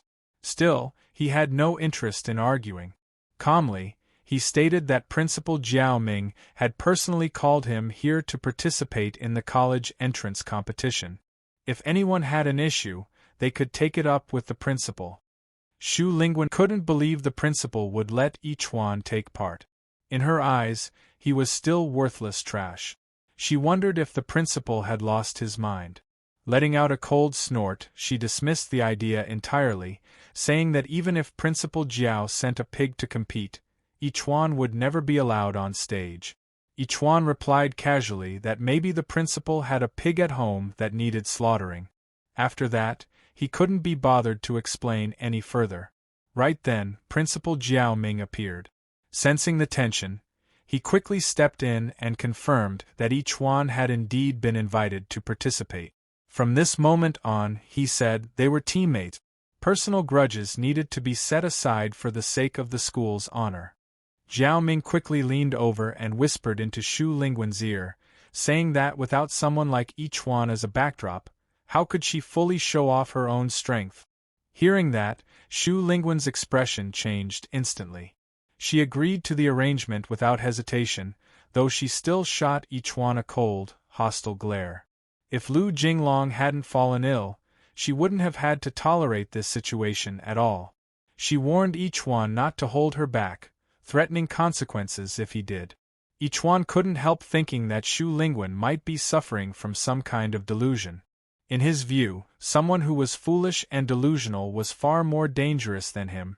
At least his own mental condition was officially certified. After that, Principal Jiao stepped over and patted Yichuan on the shoulder, reminding him not to forget the agreement they'd made earlier. Yichuan nodded slowly. Soon, the group headed toward the competition venue. As Principal Jiao led the students inside, he explained the rules. The preliminary rounds would begin shortly. Round 1 would use a random draw format. Win 3 matches to advance, lose 3 and be eliminated. From round 2 onward, it would switch to a double elimination system with winners and losers bracket. Lose twice and you're out. Rankings would be determined by total wins, and the 4 competitors who survived across the 4 arenas would advance to the finals. Seeing how nervous the students were, especially when glancing at Xu Lingwen, Principal Jiao reassured them that students from the same school wouldn't be matched against each other during the draw. That news immediately eased everyone's nerves. After all, facing Xu Lingwen meant near certain elimination. Hearing this, Zhang Xiaoai spoke up eagerly, saying that as long as Xu Lingwen was there, first place was guaranteed for Qingchong High School. Xu Lingwen cast a sideways glance at Yichuan. Deep down, she was looking forward to watching him get completely crushed on the arena stage. By now, the spectator stands were packed. Cheers rolled through the air as the college entrance competition drew massive attention. The appearance of a legendary combat profession only pushed the hype even higher. Popular streamers from other cities had rushed in to broadcast the event live, and reporters had claimed the best viewing spots. 4 massive arenas stood in the center, complete with sound and lighting effects that felt more like a music festival than a competition. Once registration was complete, a young woman stepped onto the stage and enthusiastically welcomed everyone. She announced the participating schools one by one and reminded contestants to adjust their mindset and physical condition. The first match of round 1 was about to begin. She added that teachers from Sky Academy, True Martial Academy, and Primordial Academy were watching closely. If anyone truly had talent, this was the moment to shine. As soon as she finished speaking, the atmosphere ignited. Everyone's eyes turned toward the judges' area. Xu Lingwen fell into deep thought. She reminded herself that Sky Academy had already chosen her. This time, she had to perform perfectly. Failure wasn't an option. The MC announced the official start of round 1. The massive screen began scrolling names as the random draw completed in seconds. Yichuan quickly spotted his own information. Arena 4. Lukai Ing High School. Profession: Advanced Thunder Eagle Spear Cultivator. Opponent: Yichuan Qingchong High School. Profession: God-tier Butcher. The arena instantly exploded with noise. People shouted in disbelief, questioning whether a butcher was really competing. Mockery and laughter filled the air. Even if he was God-tier, they said, he was still just a butcher. There were no pigs on the arena to slaughter. Even Qin Yen from True Martial Academy found it strange, saying he'd never seen a life support profession step onto the competition stage before. Lu Jingya from Sky Academy responded coldly, pointing out that she'd recently recruited a talent from Qingchong High School who was worth cultivating. Qin Yen replied awkwardly, saying the school seemed to mix the good and the bad, unlike Ing High School where every student was exceptional. Meanwhile, on Arena 4, Lukai was practically overjoyed. He rushed up and grabbed Yichuan's hand, thanking him enthusiastically for gifting him such an easy win. He even promised to treat Yichuan to a meal afterward and pulled him into a friendly hug. Yichuan found it oddly touching. In his mind, they were clearly opponents, yet Lukai treated him like a friend. He couldn't help wondering if people from Ing High School were all this friendly. At that moment, the referee's voice rang out clearly. Both sides were told to prepare. The first match on Arena 4 officially began. In the teachers section, the principal of Anti-High School, Lu Wenlai, wore a mocking smile as he looked at Jiao Ming. He casually joked that it seemed Qingchong High School had really run out of people if they were sending a pig butcher onto the stage. If they were short-handed, he added, Anti-High would be happy to lend them a few students. Another principal laughed along, saying Tun Nam High School could also spare some people. There was no need to let a pig butcher embarrass himself in front of everyone. Principal Shakan joined in, laughing openly. Even when Jiang Wei, standing off to the side, chimed in, telling the others to stop laughing while clearly adding fuel to the fire. Maybe, he joked, this was old Jiao's secret weapon. After all, a god-tier pig butcher was technically a whole rank above legendary. Surrounded by ridicule, Jiao Ming wiped sweat from his forehead and cursed inwardly. He told himself to just wait and see. So what if Yichuan was a butcher? He was still standing on the arena at the second stage of the Ascending Hall realm. On the arena, following the referee's command, a jet-black spear appeared in Luk-Hai's hand. An eagle's cry echoed as blue lightning crackled along the weapon, releasing an oppressive aura. Luk-Hai swung the spear lightly, excitement burning in his eyes. He could already picture his bright future. Looking at each one, Luk-Hai thought to himself that even though he was only at the 8th stage of the apprentice realm, dealing with a life support profession like a butcher should take just one move. There was no chance for each one to show anything. Before finishing him off, he decided it would be better to show off his own strength a bit. Watching Luk-Hai flourish his spear, each one actually found it interesting. He even clapped, praising the movement as elegant. The referee placed a hand on his shoulder and warned him that this wasn't a place for showing off. He needed to fight seriously. Coldly, he told each one to forgive him, saying that if there was anyone to blame, it was each one's own weakness. With that, he leapt high into the air and slammed his spear straight down toward each one's head. Just as the spear was about to strike, each one didn't move at all. Instead, each one simply tilted his head slightly, casually avoiding the attack. A loud boom echoed. A figure was blasted backward, crashing heavily into the ground. The entire arena froze in shock. The one who had been sent flying wasn't each one, it was Luk-Hai. The referee walked over, checked his injuries briefly, and then announced the result loudly. Each one of Chingchong High School was declared the winner. The arena exploded into chaos. Most of the audience hadn't even seen what happened. Jiao Ming burst into laughter. Turning to the other principals, he asked if they were still looking down on pig butchers. He reminded them that this was a god-tier pig butcher. Even if each one might never become a true powerhouse, at this moment, his realm alone was more than enough to crush others. The three principals' expressions turned ugly. None of them wanted to speak, and after a long pause, they forced out awkward praise, admitting they hadn't expected each one to be this impressive. Qin Yen murmured that each one's strength was terrifying. As a body refinement expert, he understood exactly what had happened. That earlier move had been unbelievably smooth, and each one probably hadn't even used a tenth of his strength. Suppressing his opponent so easily was no small feat. Still, Qin Yen sighed inwardly. It was a shame each one was a pig butcher. If he had been a combat profession, Qin Yen would have recruited him without hesitation.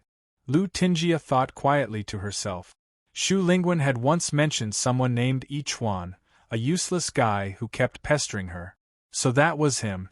Calmly, she remarked that the highest-level pig butcher in human history had only reached the Grandmaster realm at the age of 70. To her, Ichuan was just another stubborn fool refusing to accept his fate. She told Qin Yen there was no need to pay him any attention. People like Ichuan, who awakened lifestyle professions but tried to become powerhouses anyway, never succeeded. As their discussion continued, the first match of the tournament finally ended. After a short break, the screen began scrolling again as the next match was announced. Arena 1. Shirao Guai of Tun Nam High School, an intermediate fire mage, versus Ichuan of Chingchong High School, god-tier pig butcher. As soon as the match began, Shirao Guai immediately widened the distance, clearly planning to fight from long range and maximize his damage. But he had badly underestimated Ichuan's speed. In the blink of an eye, Ichuan had already closed the gap. With a curious look, he casually asked whether Shirao Guai's hands felt hot, being on fire all the time. Shirao Guai retreated frantically, shouting angrily for Ichuan to shut up and swearing that he'd soon show him what real heat felt like. Watching his student, Principal Wenjiang smiled confidently and told Jiao Ming it was time to end this childish game. He claimed his student had reached the 9th stage of the apprentice realm in just 3 months and was on the verge of breaking through. In his view, Ichuan had no chance. Jiao Ming nearly laughed out loud. Taking a slow sip of water, he calmly replied that Ichuan had already reached the 2nd stage of the ascending hall realm. He asked Wenjiang who he thought would win now. Wenjiang Wei completely lost his composure, shouting that it was impossible and accusing Jiao Ming of joking. At that exact moment, the referee's voice rang out. Ichwan of Tun Nam High School was declared the winner, bringing his total victories to 2. When Jiang Wei's face turned ugly. He couldn't believe Ichwan was a student who had only awakened his profession this year. At the same time, Xu Lingwen easily defeated her opponent. Seeing both results, Jiao Ming felt extremely satisfied. If things continued like this, his school might secure 2 of the top 3 spots. Xu Lingwen, however, believed Ichwan had only won through luck. She regretted not facing him in the first round and was eager to eliminate him as soon as possible. Seeing Jiao Ming's excitement, Principal Xia Quan reminded him not to celebrate too early. The next match was announced. Yuani from Lingyun High School, a rare-tier warrior, versus Xu Lingwen of Tonan High School, legendary sword immortal. On the arena, Xu Lingwen stood calmly as a girl about the height of a 5-year-old slowly walked onto the stage. The girl's chubby body made her movements awkward. Yuani politely bowed and greeted Xu Lingwen, saying she hoped for guidance. Xu Lingwen responded with a cold, arrogant stare, telling her not to act familiar and not to expect mercy just because she looked like a child. Jiao Ming asked awkwardly whether the girl was even 18 yet. Xia Quan answered firmly that she was, smiling confidently as he said no one should underestimate her. Yuani, he explained, was the strongest student at Lingyun High School. The referee wasted no time and signaled for the match to start. In the spectator area, Xu Linchuan watched quietly, whispering under her breath, "Don't disappoint me." The moment the match began, she drew her sword from her spatial realm. Instantly, the clear sky above was filled with a heavy snowfall, white flakes swirling around her. The sight was stunning, so much so that Luan, momentarily distracted, reached out her hand to feel the chill, almost forgetting the fight. Xu Linchuan seized the opening. Closing the distance in an instant, she unleashed a flurry of precise slashes. Luan's body was cut in countless places, yet she didn't make a sound, as if the attacks hadn't affected her at all. Confident, Xu Linchuan glanced at her opponent with a smirk, muttering under her breath, "So weak, too easy." Then, louder, she added, "Even more useless than Yichuan." In the teacher's area, Principal Jiao Main tried to stifle a laugh as he glanced at Principal Shiquan. "That was almost too easy," he said. "Feels like we're bullying a child." Shiquan merely smiled. "The interesting part hasn't come yet." Below the arena, the referee was ready to declare the match over, convinced Luan couldn't continue, until something strange happened. Luan's body on the ground suddenly glowed crimson, a red aura surging outward, when Luan activated her enhancement skill. In an instant, her petite frame grew into that of a towering, muscular powerhouse. Every attack Xu Linchuan had landed seemed to have fueled her rage. Without hesitation, Luan launched her counterattack. The arena floor cracked beneath her feet as she shot forward like a missile, appearing directly in front of Xu Linchuan in the blink of an eye. Still, Xu Linchuan remained disdainful, raising her sword to block the incoming punch. She leapt into the air, her massive form descending like a boulder. Xu Linchuan twisted her body just in time to avoid the strike. Glancing back, she felt a jolt of fear. The crater left behind showed how close she had come to death. Luan wasn't finished. She lifted a massive slab of concrete and hurled it toward Xu Linchuan with terrifying speed. This time, Linchuan reacted differently. She summoned her sword and sliced the concrete cleanly in half. Immediately, she activated her Snow Phantom skill, conjuring 2 icy phantoms that surged toward Luan. The phantoms attacked independently, surrounding her and launching a barrage of strike. Despite her enormous size, Luan moved with remarkable agility, dodging the attacks and crushing one phantom with a single punch. Seizing the distraction, Xu Linchuan struck again, appearing behind Luan and driving her sword through the larger girl's arm. Ice quickly spread from the wound, and Linchuan smirked confidently. "It's over," she said. "Soon your whole body will be frozen. You won't move at all." But just as she prepared the finishing blow, Luan grabbed her arm with her remaining hand. Her massive fist clenched as she roared, "You seriously underestimated my vitality." Shu Linchuan's eyes widened in disbelief. How was this possible? Luan's arm had been injured and frozen. How could she still fight? Then Linchuan realized the truth. Luan had raised the temperature of her blood, melting the ice. Before Linchuan could react, Luan's punch connected, distorting her face. Helpless, Linchuan could only stare in shock at her opponent's overwhelming power. Xiaoming leapt to his feet, stunned. Even someone as talented as Shu Linchuan could be defeated like this? Meanwhile, Principal Shaquan cheered, urging Luan to keep going until her opponent surrendered. Held tightly by Luan, Shu Linchuan panicked. Tears streamed down her face as she screamed, "I'm sorry. Please, someone help me." Then, she heard applause. Turning toward the sound, she saw Yichuan standing there. Overwhelmed with shame, she watched as he praised Luan, acknowledging just how well she had fought.